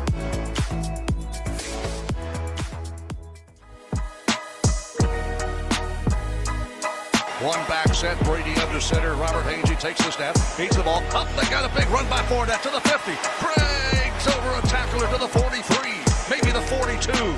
3 carries in a row.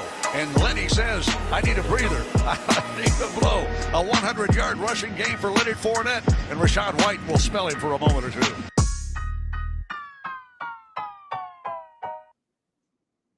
Good morning, everybody, and welcome back into the Front Yard Fantasy Morning Show here on Better Sports Network. We're going to run through some of the news stories that happened over the weekend. We've touched on some of these a little bit. Dallas Cowboys quarterback Dak Prescott is scheduled to have surgery on his right thumb today and is expected to miss 6 to 8 weeks. Multiple sources have told ESPN's Todd Archer, and this is coming from Adam Schefter within the last hour. So we've got Dak Prescott likely missing 6 to 8 weeks. Cooper Rush going to be the starting quarterback during that time period. Coop, I know earlier we had a question here with a trade involving CeeDee Lamb. Knowing Zach's going to be out 6 to 8 weeks, how does this affect your outlook for CeeDee Lamb going forward?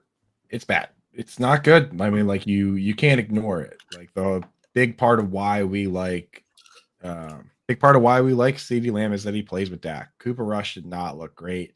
You got to downgrade him, but the thing is, you almost certainly still have to start him. Unless maybe leagues with 2 wide receivers spots, you're stacked and you can get away with it. But most leagues with 3 wide receiver spots, you're starting CeeDee Lamb no matter what. So we'll just have to hope that Cooper Rush is the kind of guy that just leans into him as a top target and makes up for any efficiency issues we're going to see with just peppering him with targets. Right? Joe, would you start Devin Duvernay or CeeDee Lamb with Cooper Rush? Can't sit Duvernay. Not with that efficiency. The classic JL move right now. He's starting Devin Duvernay. We'll just fill that in for him, but it would be the wrong answer. JL, rank these players. CeeDee Lamb, Devin Duvernay, Dante Pettis. Go. Man, he's just so into it that we can't even hear him right now. Classic. It's like he's muted. Or, I was wondering and how let me realize it. Let me check that one off. Let me check that one off on the calendar. JL remains undefeated on accidentally muting himself. Although I did mute myself. I was about to say, I was listening earlier. Producer Keith muted me. No, I was not muted. I don't believe that for a second. Keith would never. Keith sabotaged me because I don't believe you. Because he hates me and he hates my Patriots and he doesn't want us to be happy. You know what? Both of you can be right here, or at least have a positive outcome. Keith did purposely sabotage you, Coop, but it's because he missed JL. He missed JL on here, and so he wanted just a little reminder of what he was missing. So he muted your mic so that he could have that experience. It was really cute. No, but JL, CeeDee Lamb, you concerned? I am concerned, yes, about the QB situation. I agree with Coop 100% that you have to factor this in. Dak Prescott, we're going down to Cooper Rush is a massive downgrade. So CeeDee Lamb for the next at least 4 weeks, or at least until Dak Prescott comes back, he's going to be limited. Yeah. It's definitely not a positive for him right there. Another player that I think we have to be concerned about that we've hit on already, Chris Godwin left the game with a hamstring injury, did not return. It was on his first hit of the game. It seemed like first time he was hit out there. Wasn't great. I'm nervous for him. I wish they wouldn't have put him out there. It seems like maybe he wasn't fully ready to go, but hopefully it was just super cautionary, right? Like he felt something, they're pulling him off. What are you guys expecting from Chris Godwin? I'm pretty scared. About that. There's compensation injuries are a real thing. Right, like we saw it with Victor Cruz after he had the patella tendon, constantly having hamstring and calf injuries, which are compensation issues. So, a little worried. I don't know, JL, are you worried? Yeah, I'm certainly worried. I think this is a wait and see type of situation. Yeah. I think you're absolutely right. Looks like we have someone calling in to come talk with us for a little bit about their fantasy weekend. A couple players they wanted to hit on today. Dustin is going to be joining us. And Dustin, we were hyping you up a little bit earlier for your Khalil Herbert love this offseason. What's up, my man? What's up, guys? Happy Monday Night Football. Happy Monday Night Football. Yeah, I appreciate the Khalil Herbert love. Definitely had an article on him saying that he was going to be a guy to have for Chicago with his usage. He looked really good. But I wanted to talk about Amon-Ra St. Brown because I felt like there was so much disrespect put on him because everyone was saying that with Hockenson coming back and Swift in there and then bringing in, drafting a guy and bringing other guys that he wasn't going to see the volume. Well, week 1, 12 targets. 8 catches, 64 yards, and a touchdown. Yeah, I've seen on Twitter. He clearly based on the Twitter reaction, he had the greatest 64-yard receiving game that anyone's ever had. I mean, talk about efficiency, right? Like 12 like if he gets 12 targets, hard to argue with 12 targets. Is pretty nice. If he can get 64 yards on only 12 targets, like imagine if he got 20 targets, he could potentially crack 100 yards. He could potentially crack 100. He could have 100 yards if he got like 20 targets. It could happen. It'd be crazy. I'm saying I agree the efficiency wasn't there for that many targets as yardage, but he got the volume, and I think that's what everybody was knocking him for, that he wasn't going to see the volume with those guys back. And I wrote an article the other week basically saying everybody was looking at those last 4, 5, 6 games of the season, but if you look at some of the earlier games in that season, weeks like 3, 4, 5, 6, he was still seeing 8, 9 targets a game. Yeah, I mean, like that defense is a with Darius Slay and on one side and James Bradbury on the other side, it really is a funnel to the middle of the field. But dude, you can't deny it. Amon-Ra St. Brown, right back where he left off last season with 12 targets. So I mean, maybe if he's that, I mean, he's definitely in your lineup at every full PPR. Moving forward for sure. And Scott Fish in the chat saying, I literally said on my show this week and watch Amon-Ra go 9 for 58 given the matchup. A little off, but that's pretty freaking close, Scott. 9 for 58, 8 for 64. You're on the right path. Yeah. You're on the right path with that one. Someone like Darnell Mooney, who was in that same rate. I think we're having connection issues all of a sudden. Dustin. This is really weird. I can't hear you. Hovering on that kick button, Simon.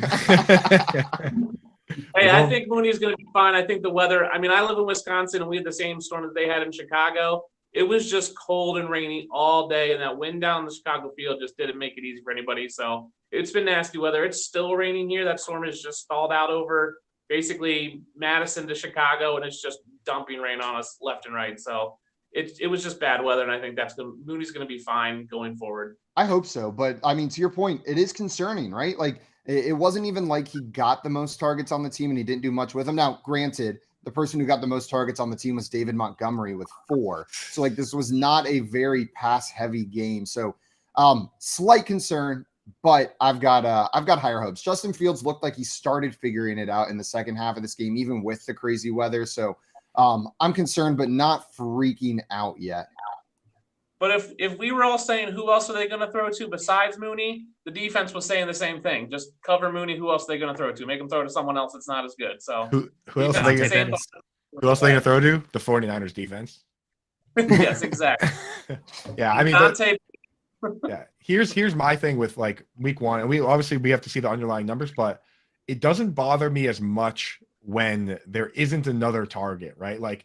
I think it's Evan Engram. The situation is way worse than Darnell Mooney because the Mooney one, you can at least say, well, at least they didn't throw it to somebody else. They just didn't throw it to anybody. With the Evan Engram situation, they did throw it to Christian Kirk and Zay Jones a million times, which, that's the killer for us there. And it's going to be tough to bounce back from that if he doesn't come out and at least show that he's in the conversation to be a top 2 target on the team. This week, he was not. So for Mooney, I'm not as worried. I would be worried if they came out and somebody did get 10 targets, because then I'm like, wait a second, like this other guy is the top Mooney? dog. Yeah, like Mooney still is the top dog. Like you're not making an argument. Yeah, it'll be interesting to see the tape to see how open he was, and if Fields just couldn't get him the ball. Same thing with guys like Devonta Smith and Mike Williams. I want to see the tape and see how open they were. See if they were Allen Robinson open and Stafford just didn't throw him the ball, and that's the case, or they were just covered all the time and they couldn't get open. So yeah, for sure, man, for sure. Try not to freak out on that one. Dustin, I want to thank you so much for coming up here and talking some Amon-Ra St. Brown with us. I'm not going to thank you for the other half of this conversation. We're trying to forget the Darnell Mooney side of that. But thank you so much, my man. Any who you got tonight in the Broncos-Seahawks game? Really? It's the Broncos. The Seahawks are. Eat it, Blitz. Eat it, Blitz. I think Metcalf will be all right. He's done all right with Geno Smith, but Geno Smith is not a quality quarterback in the league anymore. So suck it, Blitz. Dustin, thank you so much, my man. Appreciate you calling in this morning. Cheers, Dustin. Have a good one, guys. You too. See ya. Guys, joining us right now, we have our friend Vinny Iyer joining the show. He's a fantasy football writer and NFL writer over at Sporting News. And as we mentioned the last time, a Jeopardy champion coming on. I get so hyped every time, right? Jeopardy champion. That is literally a bucket list item right here. But we got a lot of fantasy football to talk, Vinny. So we're probably focusing on the fantasy side today. What's up, Vinny? Thanks for joining us, my man. Not too much. Some teams could have performed a little bit better for me yesterday, but 50-50. Yeah, I think that's just about everybody at this point. Yeah, I'd say, man, my Patriots could have certainly performed better or performed at all, dude. They were just zombies out there. So. Absolutely. Vinny, who do you have on your teams that maybe you drafted a lot of that you were surprised by yesterday, either like positive or negative? Yeah, it was tough. I mean, I had Trey Lance, and I have a few shares of Trey Lance, and it's hard to watch him out there. I know the weather was awful, but there were some things I didn't like about the 49ers offense that they were trying to do, maybe trying to get the ball downfield a little bit too much. And they made a couple big plays, and you had Trey Lance run a little bit, and that was good to see, but it was just brutal out there, and it was hard because he had the big plays. Justin Fields pops up 2 balls, and they go into the end zone. So it was tough to watch that. But I think they'll get back on track here. Maybe George Kittle returns. That'll help for sure. So try not to panic too much about what we saw. And then the other player that was really weird to me was Travis Etienne. Like, he was there right there with a couple touchdowns, and all of a sudden he just disappeared from the game plan. It was all James Robinson. So we'll see what plays out there. But some of these running back situations we were promised, Dameon Pierce, Breece Hall, none of these things really played into our favor here in week 1. Yikes with Dameon Pierce, man. That is that's scary. But I mean, that's one of the ones where in hindsight, like if you drafted Dameon Pierce at his ADP towards the end of the season, like you're looking back and you're like thinking to yourself, like, why did I draft a rookie in the 4th round on the worst offense in the league? Like, well, why did I do that? You know what I mean? Like, that's got to be what some people are thinking today, right? You think? Yeah, definitely. I think people wanted maybe James Robinson part 2. Maybe that's part of it coming out of that. But that's what they sold us the whole preseason. I mean, Lovie Smith said he was the starter. Then we got Rex Burkhead. I mean, you just have to quit Rex Burkhead at some point. That's like, especially as a rebuilding team, like Rex Burkhead's not going to be there at the point where you're actually trying to compete, right? Like, this year should be, you're trying to figure out who's going to make this team and be part of the rebuild moving forward. And Rex Burkhead's not going to be there. So it's almost like, why are you forcing so many carries to this player, right? See what you got with the rest of the guys, even beyond Dameon Pierce on the depth chart. Like, there were a lot of tanking teams last year that did it. Like the Lions spent a lot of time cycling through guys, seeing who could play and who couldn't. But when the Dolphins were doing it in 2019, they were literally doing it week to week. Like they would put in, a guy like Isaiah Ford and have him play 90% of the snaps, and then on Monday they would cut him. They would be like, "Okay, that was your tryout." You know what I mean? Like Mac Hollins, like the Dolphins were doing it, and that's what you should do. Like you're the Texans. Texans fans, I don't want to spoil anything for you, and I don't want to hurt anyone's feelings, but you guys aren't winning the Super Bowl this year. You know what I mean? What? So, how dare you? But yeah, so I think they should do a little more live tryouts than using Rex Burkhead on 70% of the snaps. What's your concern level on Travis Etienne? Do you think he will end up being the lead back in this backfield, or James Robinson had more carries yesterday? Is he going to be the lead back here? Well, it's tough to look at the situation because Travis Etienne, they think they want to get him on the field. We saw him used as a receiver quite a bit in that game. I'm not sure what you're going to get. I mean, it's a new offense with the Jaguars. We know at least Christian Kirk looks like they're paid him. They want to treat him like the number 1 receiver. So there's that. We understand that. Looks like Zay Jones is the number 2 receiver. So we've got some answers there with the Jaguars. I think what happened in the game is they just saw Etienne struggle a little bit.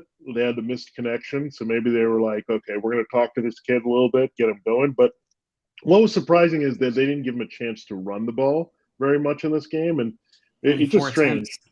Yeah, it's just strange when you get Robinson back from a torn Achilles that you just plug him in there and he's just good to go. Like it doesn't seem like the way that we would expect of the coaching. And part of it is it's really a struggle because we try to hear all these reports from training camp and then there's something way off about it. So it was like, we'd be surprised if Robinson is going to see touches early, but I don't know. Where was the reporting to tell us that if he's healthy, he's still going to be a key part of this offense?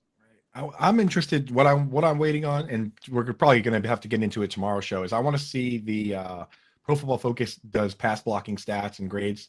I'm interested to see if maybe Etienne at some point there blew an assignment or something, and that could have contributed to it. That ends up being it. Like 75% of the time with rookies is they miss an assignment in the pass blocking, and that's what gets them, Daddy taken off the field. Trying to teach him a lesson.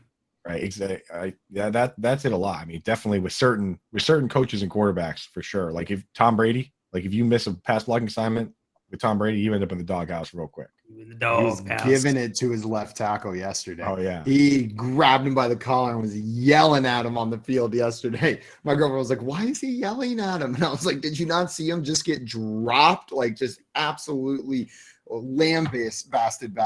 I can't talk. I thought Brady was going to take a bite out of that dude's face, dude. he was like gnarling his teeth at him, like he was ready to go for it. Yeah, for real, dude. I felt like I had done something wrong watching that. Like I was like, we're in trouble. Dad's mad. That's mad. I see a question in here from Albert. He want to know who's a good replacement for Dak, Tua or Jameis. So on the waiver wire, Vinny, which of those guys who both had a decent performance? Jameis did it all in one quarter. Tua did it throughout a game. But which of those guys would you prefer to start in replacement of Dak? Well, I would keep a couple options open. It's not bad to maybe stream guys, go back and forth. I mean, you'll look at Jameis. It's going to be a tough spot next week against the Buccaneers. So I don't know if I'm going to expect the same results. I mean, just play the matchups a little bit. With Tua, I did like what they did, but they still were pretty diverse in the offense. It was not like he totally went nuts there. He got Tyreek Hill and Jalen Waddle involved. It took a big play by Waddle to get him the touchdown. So I'd be a little bit careful with both these guys, but I'd play the matchups a little bit. That's what you're going to have to do when you lose your starting quarterback. Yeah. Coop, what about you? Tua at the Ravens next week, and then it looks like Jameis at the Buccaneers. Where are you going at least for next week? I like Tua, man. I think Tua looked really poised. He looked really solid. He was pushing the ball downfield too. Like it looked pretty good. The thing is, it's like, oh, something about left-handed quarterbacks, it just doesn't look right. If he was right-handed quarterback, I feel like he'd be moved way up the board. I'm shocked by it every time.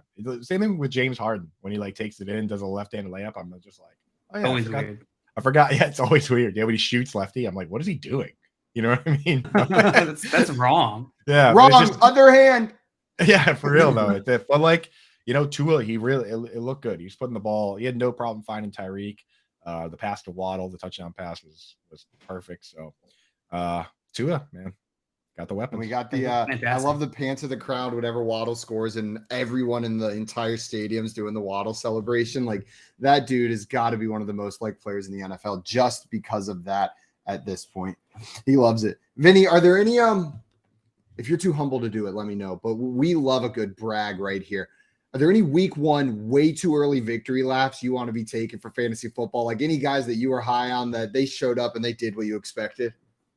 Yeah, I mean, I did really like A.J. Brown. I mean, people were locked into a certain 6 receivers here, but I looked, Mike Evans, Tyreek Hill, they were fine yesterday. They both had big games, but when you look at A.J. Brown, I just knew the Eagles were going to showcase him, just like with Devontae Adams and Tyreek Hill. These teams went out and got these guys for a reason. They're going to throw the ball to them often. And another thing I thought about was Justin Jefferson. I thought he had the argument to maybe even go number 1 on the board ahead of Jonathan Taylor. I mean, Taylor had a great game, so let's not get crazy here, but I think Justin Jefferson in that offense, I mean, they just forgot about everyone else. It was like, Adam Thielen, KJ Osborne, who are these guys? Who? Justin Jefferson's awesome. We're just going to keep throwing this guy. They weren't even defending him. Like he just kept missing him. He just kept being open. It's wild. Yeah, I think that he's getting kind of the Cooper Kupp kind of treatment there. And I thought that could happen here with Kevin O'Connell coming over, just moving him around, getting them open. He's just that good. And at least Cousins is finding him in the end zone, which is great to see. 11 targets, 9 receptions, 184 receiving yards for Justin Jefferson yesterday. Just absurd. Just truly absurd. 184 receiving yards. And I didn't even mention the touchdowns. Like he would have had a great fantasy week, even if there weren't 2 touchdowns thrown on top of there, but there were. Yeah. With Justin Jefferson, I have a great victory lap because some dude was like talking trash to me on Twitter. He's like, "You're an idiot. I wish I was playing in leagues with you." I was like, "Send me a link." And the dude links me a Yahoo auction draft, and I joined it and named my team Proving a Point. And then I spent half my budget on Justin Jefferson, and now I'm just dunking on this kid. So random Twitter dude, eat it. Yeah, send me a link, dude. You think I'll bring it, dude? Coop's like dunking on Twitter 12-year-olds. He's in a league. He's in somebody's middle school league. It's just Coop in there just absolutely dunking on them. Yeah. It's their middle school rec basketball team has a fantasy football league, and Coop's just in just there like a professional 33-year-old professional fantasy analyst in there, just like eat it, nerds. Yeah, late at night, Coop's just on his phone, and his fiance's like, "What are you doing?" So I'm owning this 12-year-old. Yeah, right. Vinny, you weren't the only one here that was high on AJ Brown. JL loved some AJ Brown this offseason as well, and I know that was a highlight of your day yesterday. That was amazing. Also, Scott Fishing here saying if Jefferson gets his second foot down on the drive, the Vikings settled for a field goal, it would have been 200+ yards and 3 touchdowns. Like he was that close to having that game that much better. Joey said Jefferson had the juice. Yeah, boy. The juice. He absolutely did.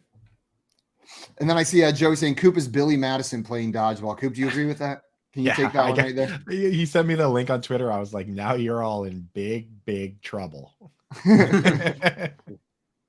Vinny, are there any guys? So I know we still have one more game tonight, but people are starting to make their waiver wire moves, getting their fab situated. Are there any guys that you're specifically targeting on the waiver wire this week? Any names that jump off the page to you?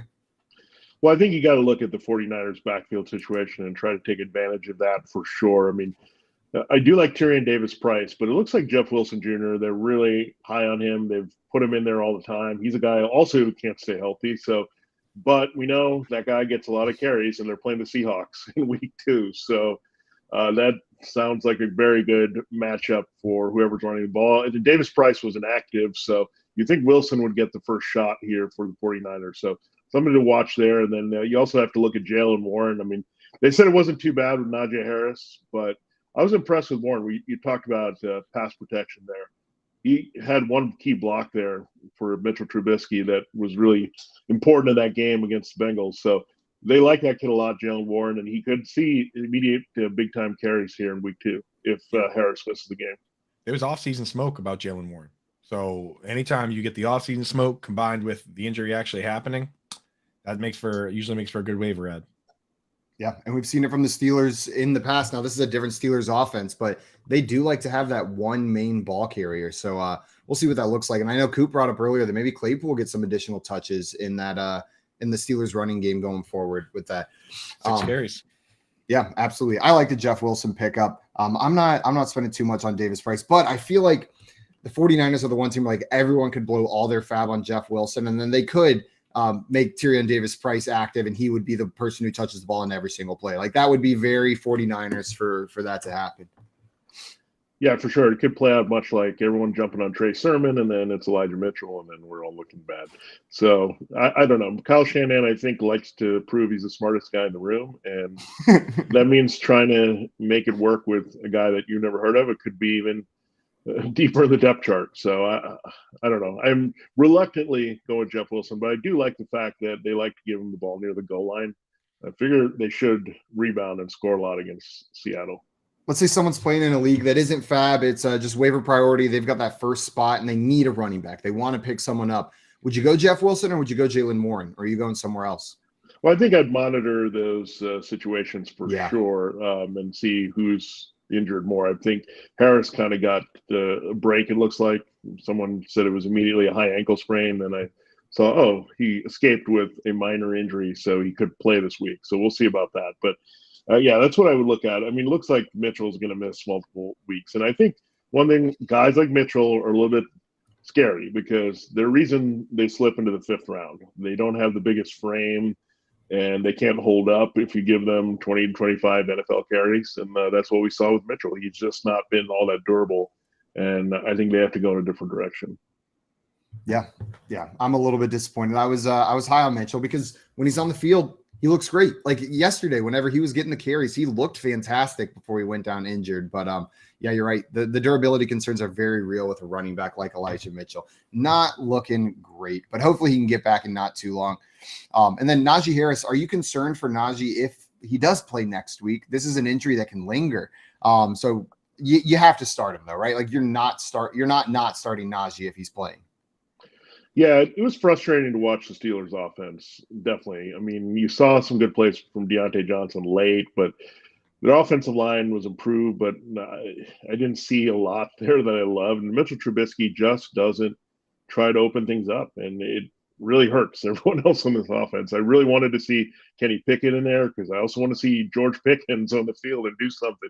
So it was frustrating to see that. And really, I think Harris, you're a little bit dependent on him catching enough passes or scoring at this point until they can get that running game going downhill. So it was a little bit disappointing, really, the Steelers' offense. And when you have Chase Claypool as their leading rusher, it's a little bit concerning as well.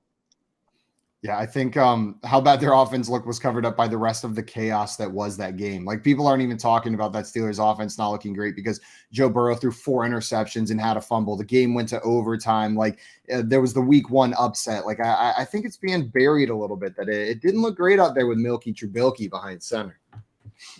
Yeah, and the game for the Steelers, it's like that at what cost meme. You know, what did it cost you? Everything. Like they won they won the game, but they lost TJ Watt, they lost Najee Harris. It's like, you know, kind of hard to celebrate after that one. Massive cost. Yeah, that one hurts right there. Vinny, I wanted to thank you so much for coming on and talking some week 1 with us today, my man. Really appreciate it. All right, thanks a lot, guys. Anytime, let me know. Guys, if you're not following our friend Vinny on Twitter, go and follow him right now at Vinny Iyer. He is that's where he's on Twitter, and you can find him as a writer at Sporting News as well. Vinny, looking forward to the next time we have you back on, and appreciate the insights today, my man. Great. Have a good one. Bye. We're going to be breaking down some more of this past weekend's games, and talking some GOATs of the week, some of the players that absolutely just showed up for fantasy football. And we're breaking down the Broncos-Seattle Monday night football game. Russell Wilson going up against his whole team. You're listening to the Front Yard Fantasy Morning Show here on the Better Sports Network. Darren Ravel's here, our very first guest ever. The Action Network. Darren, thanks so much for doing this, man. Of course, anytime I could be the first guest on anything, not to downgrade you, but yeah, no, this is great. Darren, if I can go back to this Mickey Mantle thing real quick. This $12.6 million, do you think that would have been like 20 if this happened like 6 months ago? This makes sense. I mean, you have such a beautiful card. The story about they couldn't get rid of these things because it was the high numbers. And the whole story on the mantle, like basically it was the high numbers. So it was the second set of cards that came out. Kids had already moved on. And then like by 53, they're like, wait, that's the old ones. That's 52. And they couldn't really sell any of them. So they dumped them off the barge. And, so you had a scarcer versions of the 52 cards. Listen, I think crypto had people spending a ton of money, obviously. And so I think there's probably a little bit of a downturn. But I think where you see most of the downturn is things that don't make sense. And, to me, I just think, yes, there's still things that I'm just absolutely shocked about. But even in memorabilia, even by looking at Heritage last night, man, I think I had $59,000 in bids that all lost. It seems pretty healthy out there in the collectibles market. Tell us about this Hugh Hefner Viagra pill container. You know what I'm saying? I've heard the stories about it. How did is it prescribed? Did you go to was it that CBS filled it? Like what? Like how did you come across that? That's a cool piece. Yeah, listen, people think it's funny, but like it is what it is. I just saw it. There was a estate sale from his ex-wife Julian's Auctions, and his pill bottle was up there, and it said it was worth $1,000, and I was like, I don't think it's worth $1,000. I mean, it's the greatest party trick of all time to show. It is his real pill bottle from the pharmacy. Hefner, you. Take 1 pill prior to sex, 2 if needed. It's great. No pills inside, but I did spend $8K on it. And the way people, I wish you would have told me you were going to tell. I would have brought it here with me. But it's in a vault, and when I know that I need to pull some trick at a party or something, I might bring it out. But it's a good item. You need one of one stuff. I think that in this world, I think it's worth it to protect yourself in getting one of one stuff. It doesn't have the same liquidity because you can't say, oh, that sold yesterday for this. But I have comfort in that. Make bets, And follow your fantasy team while you buy, sell, and trade collectibles in real time. Only on Better Sports Network. Carr claps his hands, now gets the ball, back to pass again, fires towards the end zone, Adams reaches, grabs! Diving grab for his first Raiders touchdown, just inside the pylon. What a throw and catch! The Fresno connection works for the Raiders, and they're back within a score, 24-19 with 4:32 to go here in the fourth. Welcome back in, everybody, to the Front Yard Fantasy Show here on Better Sports Network. And we are talking some GOATs of the week right now. Players that showed up, showed out, did it for your fantasy teams, did it for their NFL teams. And guys, I'm going to start off. I'm going to be a little bit selfish here. There is a player that I feel like I drafted a lot of. I loved where he was going. He was a starting running back in the NFL. And the Falcons beat writer we had up here gave me a little bit more hope that maybe the rookie wasn't going to supplant him. And that is running back for the Atlanta Falcons, Cordarrelle Patterson. Patterson had 120 rushing yards, a rushing touchdown, 5 targets, 3 receptions, and 16 receiving yards. That dude showed up, and he did it on the ground. He didn't even do it through the air like we saw him do it last year. Big time. Time we talked a little bit about it yesterday. It's just I was watching this game, and I just kept thinking, no, do it again. Cordarrelle Patterson is going to do this to us again. He's going to be way more valuable than any of us want him to be in fantasy. That's what we saw yesterday. I don't think it's going to be as crazy as yesterday all season long. I think he'll most likely be brought back down to earth. But, man, did he look good yesterday? They fed the heck out of him. Was it 22 attempts? 22 attempts, yeah. He is good, baby. And that's a good defense, too. Like, the Saints defense is good. Yeah, kind of interesting. Yeah, 22 carries is a lot. You're not going to get that every week, but man, he's a legitimate running back. Like, he proved that this week. Tyler Algier, I mean, we had the heads up because we had Dio Ledbetter on the podcast telling us that Tyler Algier was down there on the depth chart. He was a healthy scratch, so not a whole lot to worry about there. Yeah, record scratch. So we have not really a whole lot to worry about for Cordarrelle Patterson in your lineup every week. And he had the most. I'm sorry, go ahead, Joe. I was going to say he had the most rushing attempts yesterday than he had all last season. I think the highest he hit last season was 16 in a single game. Yeah, 22. That was what I love to see, because we know Patterson can get it done through the air. He's a converted wide receiver. That's where he did most of his damage last year. But to see over 100 yards on 22 attempts in week 1 is really promising. But last year we saw him get off to a hot start and then trail off as the year went on. I know durability at his age at the running back position is a concern. And that goes into Albert's question. Would you sell high on Patterson? Coop, are you trying to get out from underneath Patterson if he's on your fantasy teams? Or are you riding him into the sunset? No, I'm keeping him. I'm keeping that dude. Like, you get that much work. Like, I don't see why they would change it. They were the team was actually pretty competitive. Like, I'm keeping him. I'm not trading him. There's only so many running backs out there. I mean, like, you got rug pulled on like 10 of them. ETN, Breece Hall, Dameon Pierce. Like, I'm keeping every running back I can get my hands on. I'm trading for guys like Cordarrelle Patterson. How many of these how many of these guys that we named can even sniff 22 carries in a game, right? Like, even have that as a potential outcome? Not very many of them. I'm with you, Coop. I'm not selling high. 22 carries, and that was with limited receiving work, 5 targets. Like, you got to keep rolling that dude out in your lineups. He's going to be that dude. JL, are you more concerned?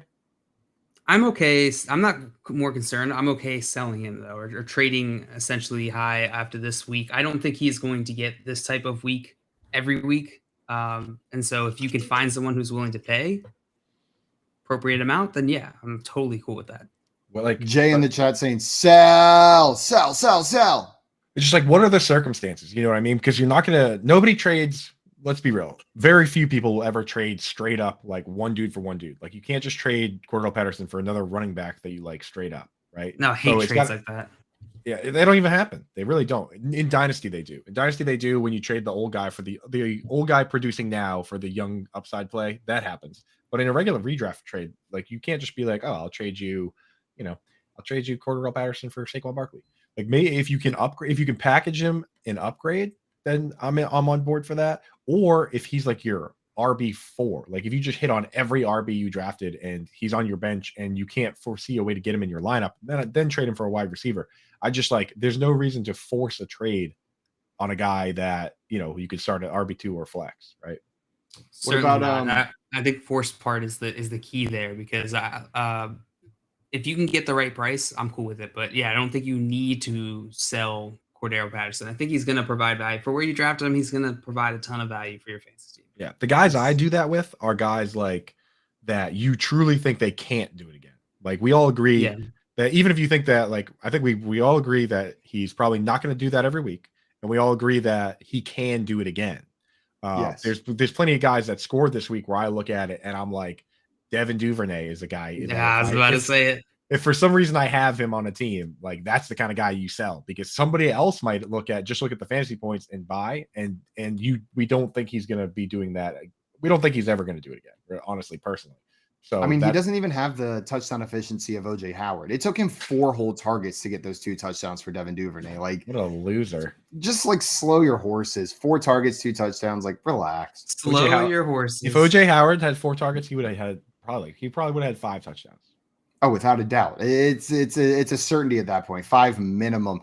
But Coop, you bring up a great point. Devin Duvernay was another superstar player this week, but I don't think it's in the same category as Cordero Patterson. 100% true. But Coop, Patterson, just so many teams have Cordero because Patterson. every draft you were in, you were like, okay, I'll take him. You know what I mean? Like, I'll take, like, no one else is taking. I'm like, fine, I'll take the Falcons starting running back in the 9th round, 10th round. Like, 100%. Twist my finger.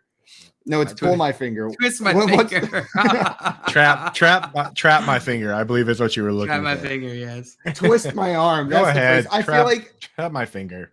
Every phrase I've said on this show, I think I've said the wrong word for. Like, I don't think I've properly said a single phrase on here. So Simon's over there. He's like, it's all just water under the fridge. Oh. Yeah, what was the one I had the other day? Oh, I combined nuts and bolts and bells and whistles. Oh, and I said nuts and whistles. Nuts and whistles. It doesn't have the nuts and whistles, but it's kind of got a nice ring to it, dude. Nuts and whistles. I think we should keep that one. All the nuts and whistles. I think it means its own thing. You know what I mean? It's the nuts and bolts and the bells and whistles. JL's busy this morning. He's trying to get his ducks all in a line. His ducks all in a line with his nuts and whistles. Nuts and whistles. I see. Suggested I blame every coach Patterson ever had in the NFL for his lack of production. Yeah, for real though. First round pick, Cordero Patterson. Right, like there's no way he didn't have this talent like 5 years ago, right? Like it was still there, probably even better. I was so pissed the Patriots didn't take him. Like when that happened, like every once in a while you have that where you're like, there's a guy you want, and then your team picks and they don't take him. That was one of those for me. I was like, what are we doing? And then he like didn't do. And then he was basically like.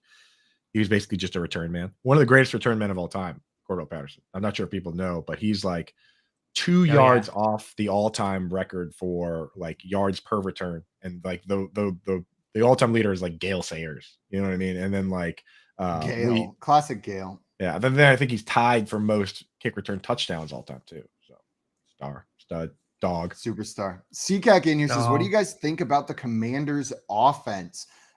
First reactions. Holy cow, that receiving core. Carson Wentz is a lucky man there. I think we as a whole downplayed how good this receiving core is going to look. Curtis Samuel stepped up, but Jahan Dotson looked great. Terry McLaurin looked great. Like dog. I was dog. All dogs in that offense. Carson Wentz, dog. Man, he killed it yesterday too, didn't he? Yeah, he did. And that's what, like, I was saying this during the offseason is that I didn't understand the switch on Carson Wentz. Like it seemed like there was this giant heel turn on him. He's playing really well in Indianapolis with Michael Pittman. I felt like he was going to probably provide more value back than we were expecting coming into the season. I feel like he showed that 4 touchdowns. What do you have? 27 completions on 41 attempts with 313 yards, 4 touchdowns. He did have 2 interceptions. He's Carson Wentz. He's going to have those mistakes, but I have a ton of confidence in this Washington offense after this game. QB3, Carson Wentz, animal. If it's 6 point passing, 29.7 fantasy points. Yeah, in both formats, he was QB3, 6 and 4 point passing. So, dog. You buying into Curtis Samuel, 11 targets? I've always liked Curtis Samuel. He's been one of those. I've got like a list of, just like everybody else. I got like a list of these weird players where where I'm not really like drafting them or touting them, but in the back of my mind, I'm like, this guy could be pretty good. It's like Curtis Samuel, Sterling Shepard, those type dudes where I'm just like, can't really. It's not exciting to tweet about him, but like I do have him in a good number of like best. I was taking Curtis Samuel in a lot of underdogs with like my last pick, like 18th round picks, because nobody really cares. But we didn't know who would be the second target on that team. But the thing with Curtis Samuel is he's probably going to compete with Logan Thomas for slot snaps. So we'll have to keep an eye on that battle. Yeah. Did you see enough from Logan Thomas to give you hope that he could be that second target in this offense?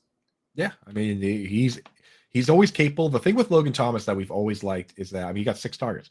The thing we've always liked is that he is one of the few dudes that literally at times will play 100% of the snaps. Riverboat Ron does not care about, analytics regarding injuries or giving guys a break. Last year, before he got hurt the first time, in the first 3 games, he literally played every single snap. Logan Thomas did. So there's nobody's doing that. Travis Kelce's not even doing that. So that's what you like about that player is that, being out there every single snap creates a floor, right? First you get the snaps, then you get the targets, then you get the khakis, then you get the girls. We said it time and time again. The recipe is old as time. So Curtis Samuel's onto the khaki step, but Logan Thomas has still got to get those targets to surpass him. Maybe they can share a pair of khakis. They could, yeah, maybe with Jim Harbaugh style khakis. I also see Dustin in here wants to know our thoughts on the Indy receiving weapons after Pittman yesterday. So it was really Michael Pittman, and then not what we expected. Alec Pierce had 2 targets in this game. It was a mixed bag. Do you guys have any opinions on who that next guy is going to be after Michael Pittman?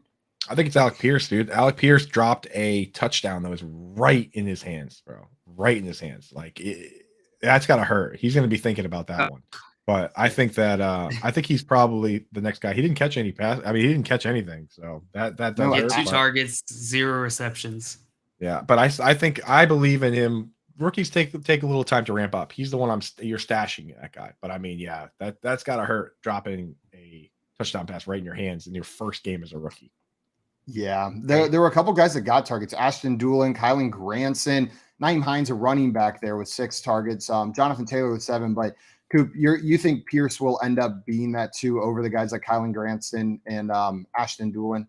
He's the one I want. Either him or Paris Campbell are the guys I'm stashing. And while we're on this topic, I mean, like we're talking about guys that were our goats for this week. Michael Pittman, bro, that's the guy I wanted to talk about because obviously Justin Jefferson's a stud and Cooper Kupp, but those are guys that you could only have them if you got lucky in the draft and had the pick, unless it's an auction draft. Like you couldn't just have Cooper Kupp or Justin Jefferson. You didn't even have the opportunity. Michael Pittman's a guy that anyone could have had. AJ Brown is a guy that anyone could have had. You could have taken him in the 2nd round if you wanted. You could have taken him in the 3rd round where he was actually going, but anyone could have taken Michael Pittman in the 2nd round. So those are the guys that I like best because again, it's easy to say, Justin Jefferson's awesome, but dude, you had to pick like 3rd or 4th in your draft to have Justin Jefferson.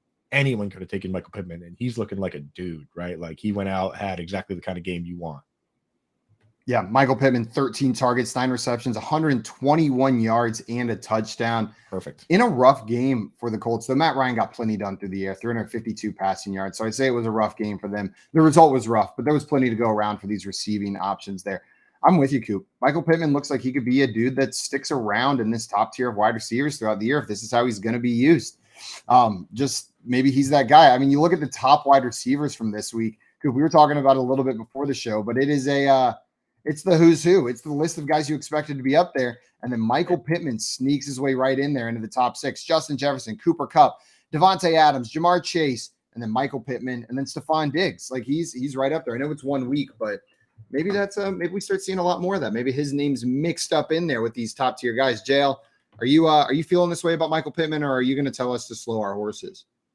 I am not going to tell you to slow your horses because I love to see targets. Michael Pittman, he got the targets. 13 targets yesterday, 9 receptions and 13 targets, 121 yards and touchdown. That is like as beautiful of a stat line as you can get for a wide receiver.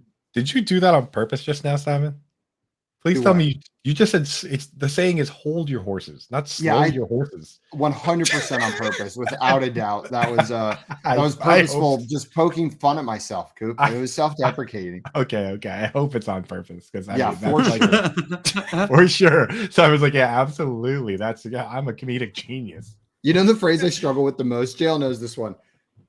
It's the one when your feet hurt.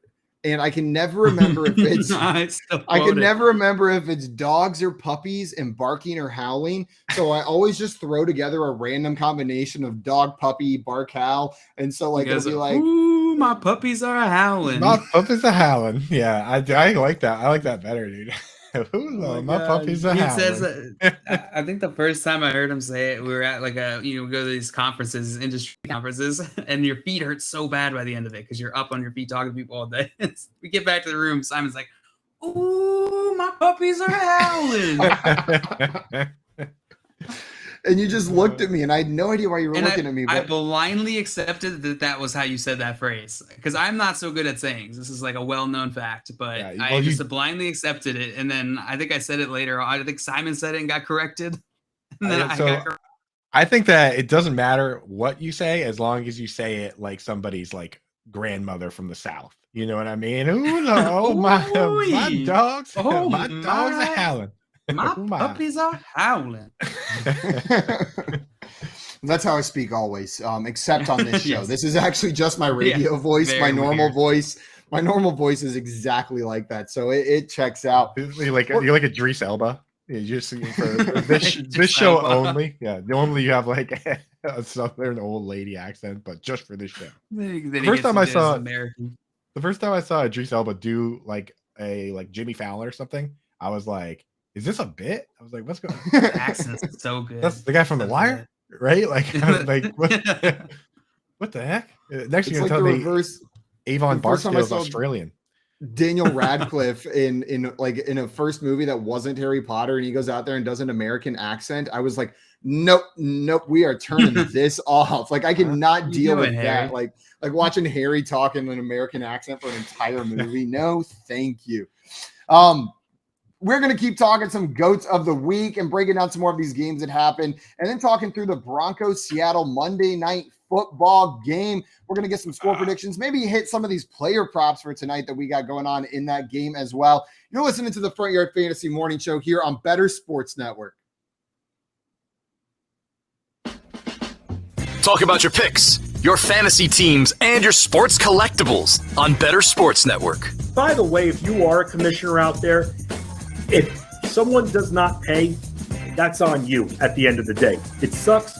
That's why you have to get the money early, because if they don't pay, it's on you. You don't change the prize. A winner shouldn't be impacted because unfortunately you messed up as commissioner. And I've been caught with this before. I've made this mistake. It sucks, and I had to go out of pocket for it. You learn that maybe some of your friends should not be in that league. But Roan, we see it all the time with commissioner issues, and I can't stress it enough that when it comes down to league payment, it's on the commissioner if they don't have everybody's entry fee and someone decides to ghost them. Yeah, I had to collect 36 entry fees this year. All of them were collected except one. And it was one of my friends who said he was going to pay the second. I forgot to remind him. He might even be listening, but I know he's going to pay. If not, I know where he lives. But nah, he'll pay. But yeah, I mean, big brother Adam Rodas over here, and even the guy that I've talked about before that usually always pays me at the end, he actually paid on time this time. He usually is like, I'll pay you on Friday, and then it doesn't come, and then it's 4 months later, and he always winds up paying. That's why I don't really get upset. But you've seen my emails, and I don't play around. Like, this is the date. This is the date. You get it in by then. And I always too, I'm like, the draft order will be determined when everyone pays. Right. So don't hit me up about the draft order. Once everyone pays, then the draft order will be done. And anyone who's been in this league, now Festy can't attest to this because he's never won money in my league, but the people who do win, they get it right away. Usually the next day or two. Just make sure the scoring, especially with football, no scoring changes, as long as it's not like a point victory, half a point, and then they'll get the money right away. What about 2 points? Yeah, I mean, wait it out just in case something crazy happens. I guess I don't wait till Thursday when the official scoring happens. Yeah, man. I mean, a championship that I was in years ago got reversed, and I ended up winning on a Thursday stat correction. Yeah, of all man, things. that kind of sucks. But You not hope me, I won.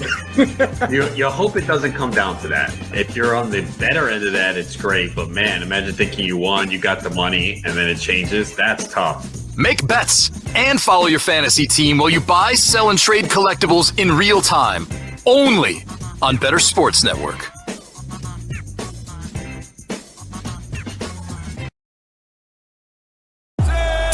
Get ready for fantasy football all season by listening to live coverage of the FFPC main event from Las Vegas, Friday and Saturday on Better Sports Network.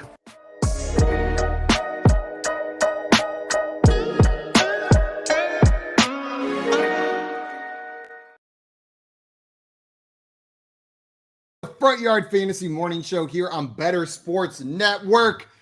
And guys, we had some questions in the chat come in about week one. People are reacting, people are asking, and we're going to do our best to answer these right here.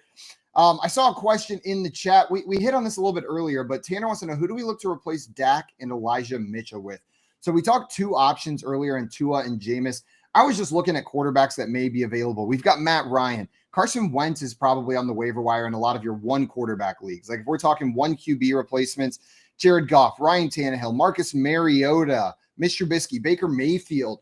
Which names jump off to you as like your priority target at quarterback if you had Dak as your guy? Yeah. Of the two? Nope. Sorry. What did Of you ask anybody me? on the waiver wires, it's who would you be picking up to replace Dak? I just ran through some names: Matt Ryan, Jameis Winston, Carson Wentz, Jared Goff, Ryan Tannehill, Marcus Mariota, Mitchell Trubisky, Baker Mayfield, Daniel Jones, Jacoby Brissett. there's a These are bunch of good likely the names in group there. of names you're looking at. Yeah, there's a bunch of good names in there. Ryan Tannehill would be pretty interesting. How did he do fantasy-wise yesterday? Fine. I think he had 2 passing touchdowns, if I remember correctly. Yeah, 266 passing yards, 2 passing touchdowns, and 7 rushing yards. Yeah, I could see him being interesting. I think Jameis Baker didn't really look great yesterday, but I do expect him to play better there in Carolina going forward in the rest of the season. So I think those would be my top 3 targets, I think. Jameis, Baker Mayfield, and Ryan Tannehill. Over Carson Wentz? Carson Wentz would also be in there, man. Okay. It's tough. I think my top 3 would be Wentz, Jameis, and Tua. I would think Tua looks good, man. Tua is on there. Pick up Tua for sure. I just wish Tua would have run a little more. He didn't really run at all. 2 carries, 0 yards. And Mariota ran a good amount, but I'm not sure I really trust that. Like if I had to trust somebody to start for me next week, I would trust somebody like Tua. With those weapons. I mean, with Tyreek Hill, he can score at any moment. You know what I mean? Like the touchdown passes don't have to be manufactured with guys like Tua, with guys like Waddle and Tyreek Hill. They do it themselves. Whereas like some guys like Matt Ryan needs to, like, he put the ball on Alex Pierce's forehead and the dude couldn't score a touchdown. You know what I mean? Like, so yeah, I think I like Tua best out of that group. I'm going Tua first for me, but Carson Wentz is the guy I'm interested in after that. He's got great receiving options. Like we talk about Tua's receiving options. Now, don't get me wrong. Terry McLaurin, Jahan Dotson, Curtis Samuel, Logan Thomas isn't Tyreek Hill, Jalen Waddle, but it looked like this is going to be a decent Commanders offense, and I'll take Carson Wentz running behind center. I don't think it's going to be, we're not going to see as crazy of a performance as we saw this week. Every week they were still going up against the Jaguars, but I think he's startable. I think you can plug him in and just start him every week. And then for Elijah Mitchell, I think we hit on the big names. It's probably Jeff Wilson as the main waiver wire pickup at running back. Keep an eye on the Steelers backfield. See if Najee Harris is going to miss time, because Warren could be another name that's interesting over there as well. We had another question in the chat. Jill Lord wanted to know next week, Cole Kmet or Albert O. So who are you going to start next week? We haven't seen Albert O yet. We're going to see him tonight in this Broncos offense. But without seeing that, are you guys going Cole Kmet or Albert O next week? Let's see. The Jets are playing against. Yeah, I guess I could have given you the matchups. Let's see. Houston at Denver. And then what was the other one? The other one was. The Bears are playing the Packers next week at Green Bay. Andre Campbell can be a problem for tight ends. I mean, I need to see That's such a tough question because one, we don't have the numbers yet from sites like Pro Football Focus or the sites that football guys and stuff that calculate snaps and routes run. Like, I don't know if Cole Kmet blocked on 40% of his pass plays yet, and Albert Okwuegbunam hasn't even played yet. So that's a tough question to answer right now. If I had to pick right now, I would continue to roll with Kmet. I think that it's just one game. You know what I mean? It's one game, rainy game against one of the better teams versus the tight end. So you can't judge the entire season based on that alone. I'm with you. I'm going Kmet as well. Yeah. Now maybe that changes tonight. We see Alberto wildly involved. Like if he goes out there and he's way more involved than I'm expecting, I could change my answer. But based on the information we have, I'm with you, Coop. Kmet. JL, you think it's Alberto though, or you agreeing with us? I want to see Alberto. I want to see. I think that's going to be the biggest factor in my decision next week. And so I think right now, I'd probably go Cole Kmet because we've at least seen him play. If Alberto doesn't get used tonight, then I'm absolutely going to be very worried about his usage in that offense, and I wouldn't be confident starting him week 2. But if he gets used a bunch tonight, then I might be much more willing than Cole Kmet. I think the difference maker is that the Bears, like we talked about with Mooney, they couldn't really throw. It was a mess, right? So we didn't get to see who the top targets really are. Dumping the ball down to the running back 4 times does not, in a game where it's rainy and gross, does not mean that David Montgomery is the top target on the team. Whereas, you know what I mean? Whereas tonight we could easily go out and see, Jerry Jeudy get 10 targets and Cortland Sutton get 9 and Alberto get 2.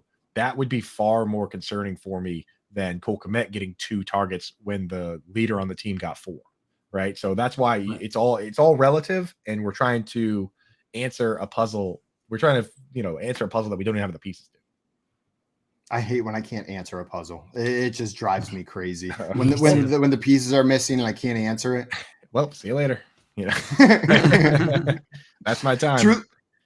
Truly epic in here saying everyone said don't draft Julio Jones, but last night Tom was throwing to him and he looked good. He's going to be a good waiver wire ad. Coop, you were talking that Julio Jones was at least fun to watch earlier. Are you buying into that he's going to be an integral part of this offense? He looked like a spring chicken, man. And, I said it. My take on that this offseason was I said, don't be surprised if Tom Brady and Julio Jones are just awesome, because they are awesome, right? And yesterday they looked good. Julio looked great. They're, giving him handoffs, dude. It's a beautiful thing to see. So I'm buying the Julio Jones, especially with Godwin, coming up with the hamstring injury, right? Yeah. Dale, are you buying Julio Jones? Yeah, I mean, he looked fantastic. I was cracking up watching that game yesterday because it was like Julio Jones was getting all these targets and he was laying out for these catches. But then every single time afterwards, he was just like, "Oh, I'm too old for this." I felt like I could feel him thinking that. Right. But man, he looked fantastic. He missed on a couple just deep balls that were very, very close to him catching it. That would have even given him more fantasy points this week. God, and some of the catches that he made, you watch him, and then I feel like you go watch other receivers, and you're just like, scrub, should have caught that. Scrub, should have caught that. Because Julio will dive forward, grab a ball with one hand, tuck it underneath his butt, and roll. He's unbelievable at maneuvering that football while diving and keeping himself in bounds. That's a pro. That dude's a man. Had the Falcons won the Super Bowl versus the Patriots, that catch he made in that game would have gone down as one of the greatest catches of all time. That catch he made in the Super Bowl was a catch that maybe 5 people all time could have possibly made, right? Because there's only so many dudes that are 6'4", 6'5", and run a 4.4 or whatever, you know what I mean? Him, Calvin Johnson, AJ Green, there's really only a handful of guys that it's even possible to make that catch. That catch was amazing. He's a monster. Doing then Tom Brady ruined everything. Yeah, Tom. Way to go, Tom. That game was one of the worst Super Bowl watching experiences of my life because I had an exam the next day and I told myself no, you're not failing this class for the 4th time, Simon. You're passing this class this time. So I studied and I was when you're done studying, you can watch the game. And I grew up in Atlanta. I wouldn't call myself an Atlanta fan, but I cheer for them as a secondary team. Know what I mean? But I turned it on just in time to see the Falcons never have a lead in that game. So I did not see a single second. I only got to watch I didn't even get to see the comeback. I just watched the loss. I missed the comeback. I missed the big lead. I just watched them lose at the end. And I was like, well, guess I'll go to bed and fail my test anyways. And then Simon failed gym class once again. Once again. It's the sit and reach. I'm not flexible. I just can't reach my toes, Coop. Not a single time can I get there. Studying for gym. So I could just picture you studying for gym, just sitting there and watching the game, and you're like, oh man, distracted again. Video how to stretch. Yeah. I saw a question in the chat from Albert. Wants to know if we think Russell Wilson can get 19 points tonight because that's what he needs to win one of his leagues. So just on a larger scale, what are you expecting from Russell Wilson in his first game with the Denver Broncos going up against his former team, the Seattle Seahawks? 18.9 points. 18.99 points, I think is what I'm expecting. Exactly that. Yeah. That's what I'm hoping for. I hope he crushes those dirty birds. And I hope he scores a touchdown and like isn't looking and accidentally just like runs over blitz. Nails blitz in the head. Like Coop, I'm not sure how you felt whenever about the this. refs are cheating. I'm not sure how you felt about the Seahawks before this blitz drama, but I love that now, like anytime the Seahawks come up or a Seahawks player comes up, it's like immediate beef. Like leaning into it pretty hard. Yeah. Dude, it's a coward. But if It's an absolute coward. once again, if the Seahawks do win, I have to delete my Twitter. So Yeah. I saw another question in here. Brett Francois wanted to know in PPR, would you accept a trade where you get CeeDee Lamb, Deontay Johnson, and Damian Harris for Julio Jones, Zeke, and Lockett? So you get Damian Harris plus Deontay Johnson and CeeDee Lamb for Julio Jones, Zeke, and Tyler Lockett. So one running back, two wide receivers on each side. Would you do that, JL, even with Cooper Rush starting for the next 6 to 8 weeks? Yeah, I would still do that.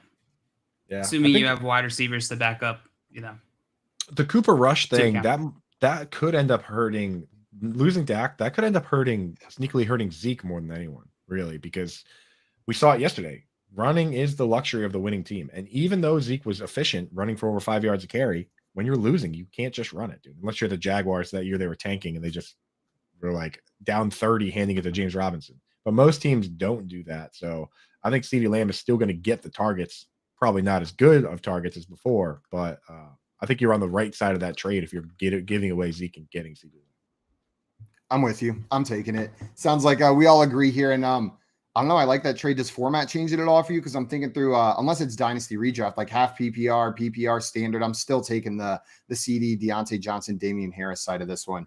Unless you've got some crazy format that's not one of the typical ones. Damian Harris, not as good in full PPR, but I mean beyond that, those guys aren't really affected by the format. No, absolutely not. I saw in the chat from the Chosen Rose, not a question, but saying all my teams suck. At least Josh Allen did well for me. Man, fantasy football is back, isn't it? Like you see comments like that. You open up your app, you're like, I don't know what I spent the whole offseason researching. Everything's garbage. All of my opinions sucked. Everything I thought was wrong. Right. Yeah. That's the thing. This show makes me feel a lot better because I did wake up this morning and I was like, industry secret. I'm actually not good at fantasy football. Industry secret. It's like I'm okay at talking about it, not good at playing it. But the more we talk in these games and the things that happened yesterday, you gotta remember football is crazy, dude. It's like a bunch of giants chasing around a little leather egg. You know what I mean? Like anything can happen. Don't say leather egg. Leather egg. Just why would you say that out loud?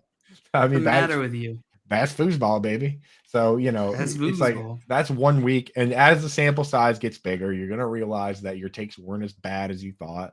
And, we're going to get more of an average. Yeah. I mean, sorry. Yeah. You're going to realize that maybe Devin Duvernay is not a super mega star, or maybe he is. What? What are you talking about? Didn't you see the game? Didn't you see the game? You got eyes, son?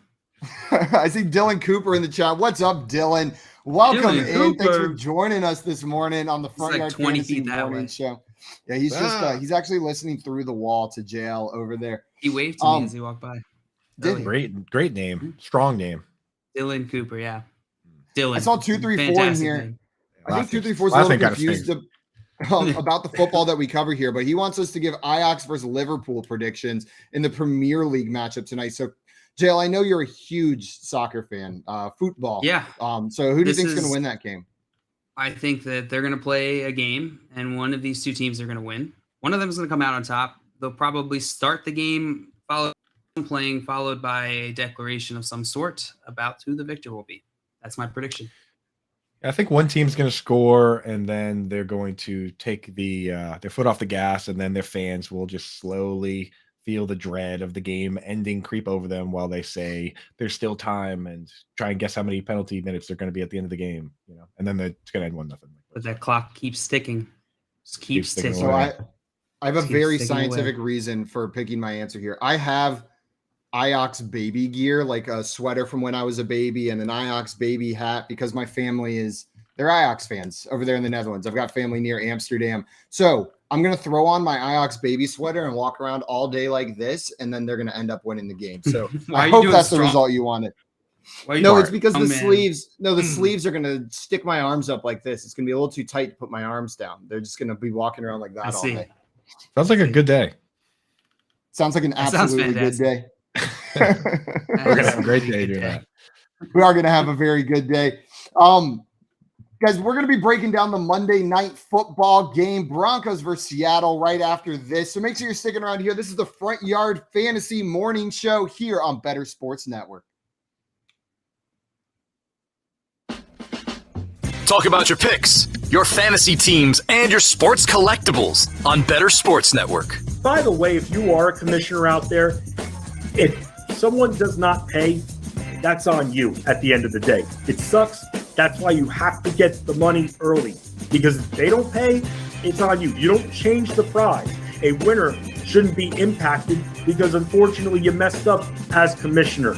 And I've been caught with this before. I've made this mistake. It sucks, and I had to go out of pocket for it. You learn that maybe some of your friends should not be in that league. But Roan, we see it all the time with commissioner issues, and I can't stress it enough that when it comes down to league payment, it's on the commissioner if they don't have everybody's entry fee and someone decides to ghost them. Yeah, I had to collect 36 entry fees this year. All of them were collected except one. And it was one of my friends who said he was going to pay the second. I forgot to remind him. He might even be listening, but I know he's going to pay. If not, I know where he lives. But nah, he'll pay. Big brother Adam Rodas over here. And even the guy that I've talked about before that usually always pays me at the end, he actually paid on time this time. He's like, I'll pay you on Friday, and then it doesn't come, and then it's 4 months later. And he always winds up paying. That's why I don't really get upset. But you've seen my emails. I don't play around. This is the date. This is the date. You get it in by then. And I always, too, I'm like, the draft order will be determined when everyone pays. Right. So don't hit me up about the draft order. Once everyone pays, then the draft order will be done. And anyone who's been in this league, now Fetsky can't attest to this because he's never won money in my league, but the people who do win, they get it right away. Usually the next day or two. Just make sure the scoring, especially with football, no scoring changes, as long as it's not like a point victory, half a point, and then they'll get the money right away. What about 2 points? Yeah, wait it out just in case something crazy happens. I guess I don't wait till Thursday when the official score happens. Yeah, man. A championship that I was in years ago got reversed, and I ended up winning on a Thursday stat correction. Yeah, that kind of sucks. You hope I won. you hope it doesn't come down to that. If you're on the better end of that, it's great. But man, imagine thinking you won, you got the money, and then it changes. That's tough. Make bets and follow your fantasy team while you buy, sell, and trade collectibles in real time. Only on Better Sports Network.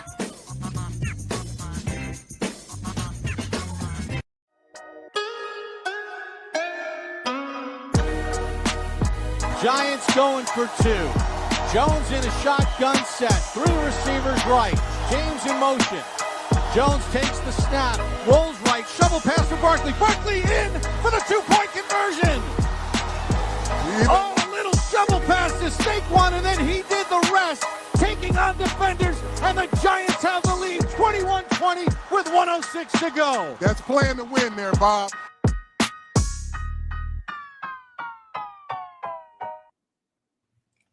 Welcome back in, everybody, to the Front Yard Fantasy Morning Show here on Better Sports Network. right before the break, I saw a question come in asking about dropping Kmet. So we've talked a little bit about Kmet, but I saw someone else answer in the chat that they are dropping Kmet and picking up Gerald Everett. That is their plan. So Gerald Everett had 4 targets, 3 receptions, 54 yards, and a touchdown. Coop, is that a move that you would be looking to make? Like if you've got Kmet on your roster, are you dropping him if there's a guy like Gerald Everett on the waiver wire? I mean, like the thing is, he's. I think I would start Gerald Everett. He's safe now, but I wouldn't give up the dream of finding a high upside guy. I'm not sure if I would drop Kmet. I try and drop somebody else and start Gerald Everett because the thing is, he's really not, to me, still not a top 2 target on the team. He scored a touchdown, but if he didn't score a touchdown, we wouldn't be super excited. I mean, there's other guys out there that got more targets and ran more routes. I mean, I just was looking at Kylan Granson, a guy that went out, played the same number of snaps as Mo Alley Cox, but he ran more routes and got 6 targets. Kyle Yates just tweeted that out. That's a sneaky pick. But again, I don't do any of my waiver ads or set them up until we have all the info that we need. There's no reason to go and put in waiver claim right now on Monday morning unless your waivers run at like noon on Monday, right? Like you don't have to rush it, is what I'm saying. Yeah, I'm with you. If you can hold on to Kmet, hold on to Kmet. See what you got, because that was such a weird game right there. Also, I see 234 in the chat. Breaking news, Coop. This really affects you. Says Simon, JL, and Dave Kluge, greatest fantasy analysts. Suck it, Coop. Come on. I mean, Dave Kluge, dude. Come on, man. Come on. Although I do like Kluge. Kluge is cool.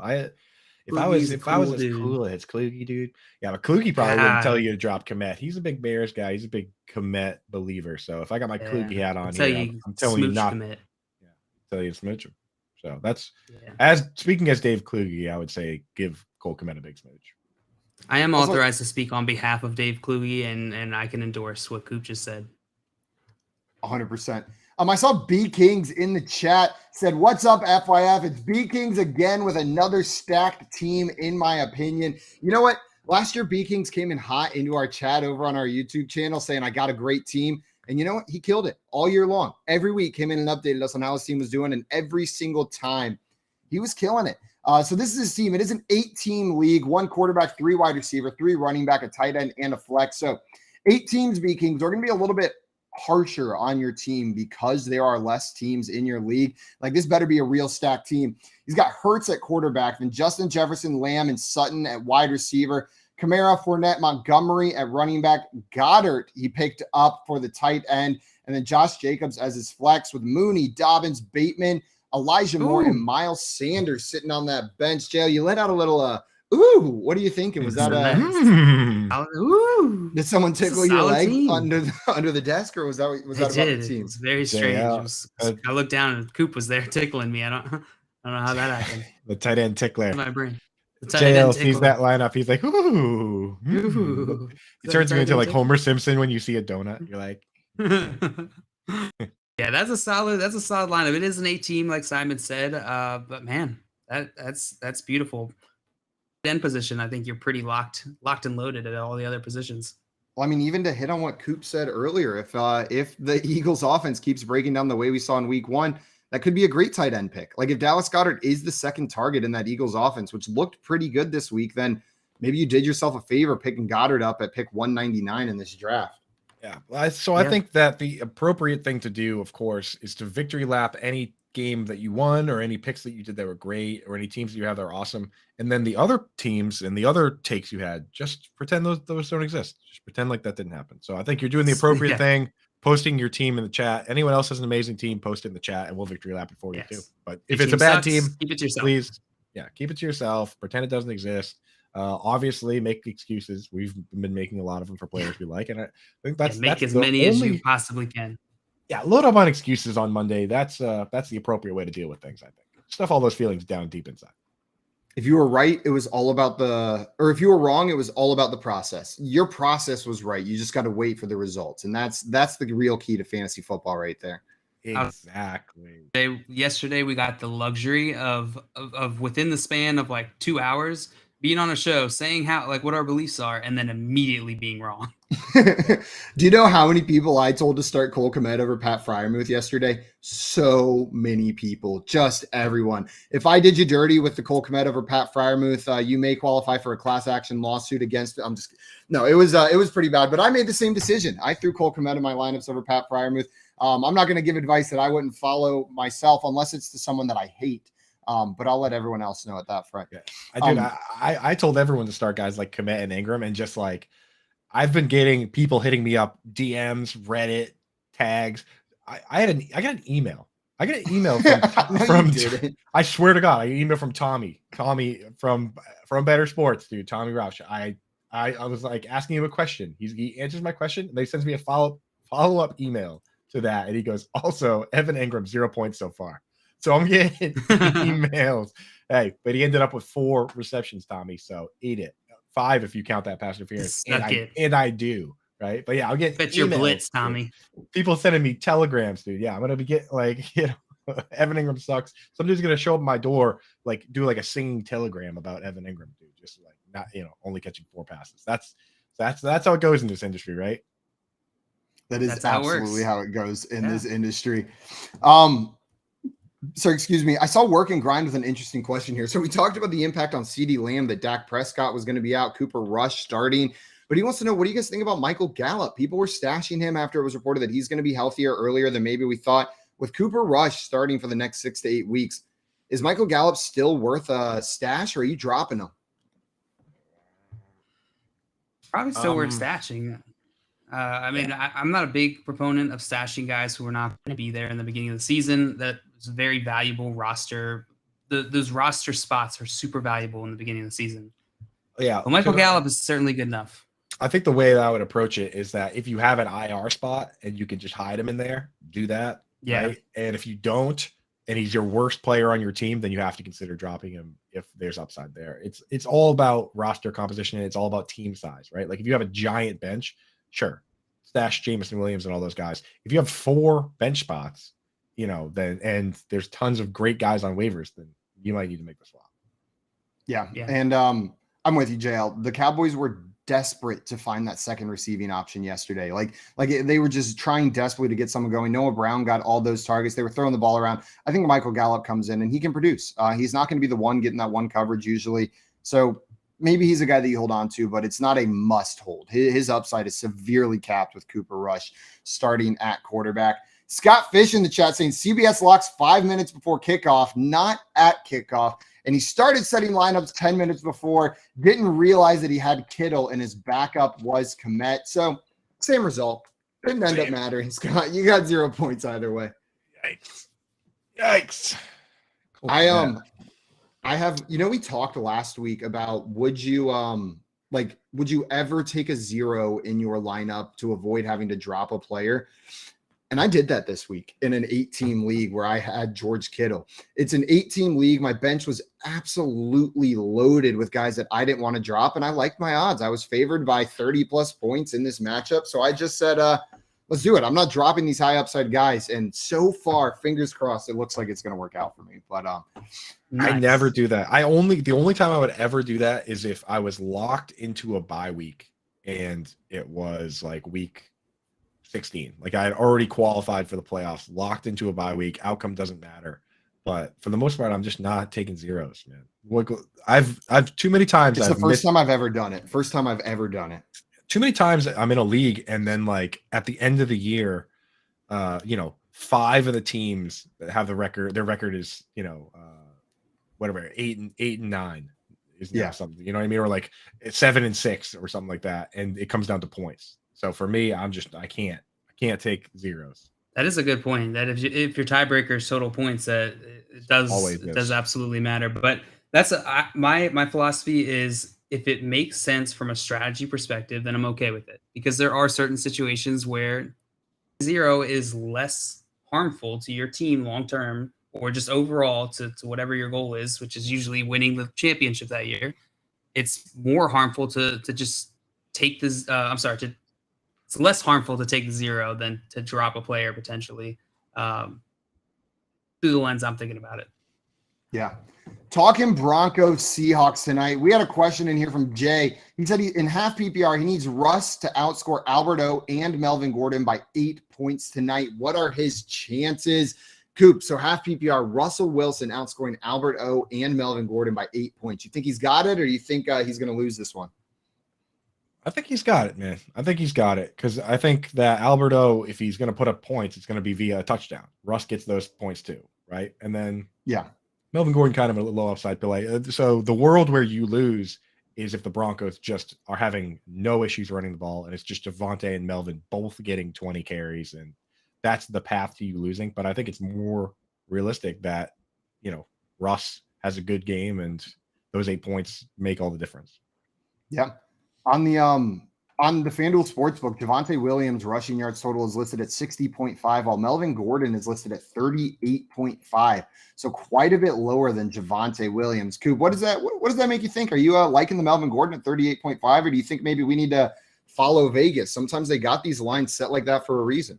I like to follow Vegas a lot, but I would bet the over on both. I think that's going to be just a game where Javonte and Melvin look great. The thing about that backfield that kind of caps the upside is there's no reason to give one guy 30 carries and the other 5, right? Like there's no reason to do that. So if it is a blowout, you don't get those like Derrick Henry games where he just, they just give him the ball every single play and he has 180 yards.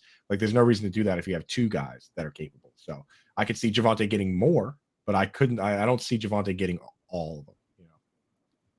Jail, do you like either of those lines? Javonte Williams at 60.5, Melvin Gordon at 38.5. I like the Melvin Gordon one. I believe I put a price fix entry in on Melvin Gordon. I think it was something similar. I think I took the over. So I like that. I think Melvin Gordon will get more than that. Javonte Williams, I don't know, 60 yards seems like a pretty good line. I think I'd be staying away from that one. That's the worst, right? When you're like, oh, I got a hunch on this one, and then you go and look at the line, and you're like, that line is exactly perfect, right? It's just like right on that edge where you're like, oh man, I can't pick. Can't do it. Yeah, that's the worst, man. It's like, I'm gonna take advantage of this, and then it's like, oh, turns out I don't know anything special, right? How did the guys in Vegas figure out the stuff that I know? Like, how is that possible? Yeah, what the hell? Coop, it sounds like you're expecting the Broncos to win big in this game. They're 6.5-point favorites on the road at Seattle. You like them to cover that, or do you think this will be a little bit closer? I do like them to cover, but the path to the path to them not doing that is if the Seahawks just lie down, kind of, and it just because that's where the sneaky backdoor covers happen, is when one team is just has the game in hand and they just run the ball all game. It happened with the last year with the first game of the season with the Lions and the 49ers. 49ers went up so big early that they were just like on cruise control, and then the Lions came back and scored a bunch of touchdowns. You know what I mean? Like that could easily happen where it's like you give the ball back to the Seahawks with when you're up by 2 scores and then they score some meaningless touchdown. That's what I worry about. But to me, I think the Broncos should win this game handily. But I also thought that the Colts should win the game handily against the Texans. That was my pick for survivor pools. That ended up being a tie. Now, in survivor pool, if you have a tie, are you out? Or I have no idea. That was going to be my immediate next question. Also, I'm so mad that the tie happened week 1. Now, for literally the entire season, we have to look at that stupid 3-number record for the Colts. But Coop, I have no idea if that counts in a survivor pool, or if it's just like they didn't win. They survived, right? They didn't lose. So maybe a survive does count right there.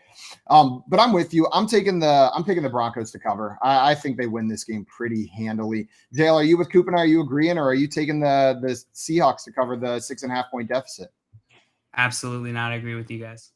Man, I wanted someone to take the Seahawks so we could roast them tomorrow after the Broncos just absolutely destroy or they could roast them. us. Yeah, blitz. Yeah. I can't. I can't. I'm already pot committed. If the Seahawks win, we have to figure out a way to get Blitz on the show tomorrow. We need Blitz on air. Keith, make it happen. Get Blitz on the air with us tomorrow after the Seahawks beat the Denver Broncos. Everybody who hung out with us this morning, thank you so much for coming in. Keep tuning in all week. We're here every morning from 7 a.m. to 10 a.m. Eastern time, and we want you to call in and talk some football with us. You've got reactions to Monday Night Football. Call in tomorrow and come hang out with us. Also, if you're watching this and you enjoy what we're doing over here, head on over to our YouTube channel at Front Yard Fantasy and make sure you subscribe to our channel. We've got content going out there that's going to help you win your leagues this season and have a little bit of fun while doing so. This is the Front Yard Fantasy Morning Show. Up next is Moose and Keith, so stick around on the Better Sports Network for that. Woo.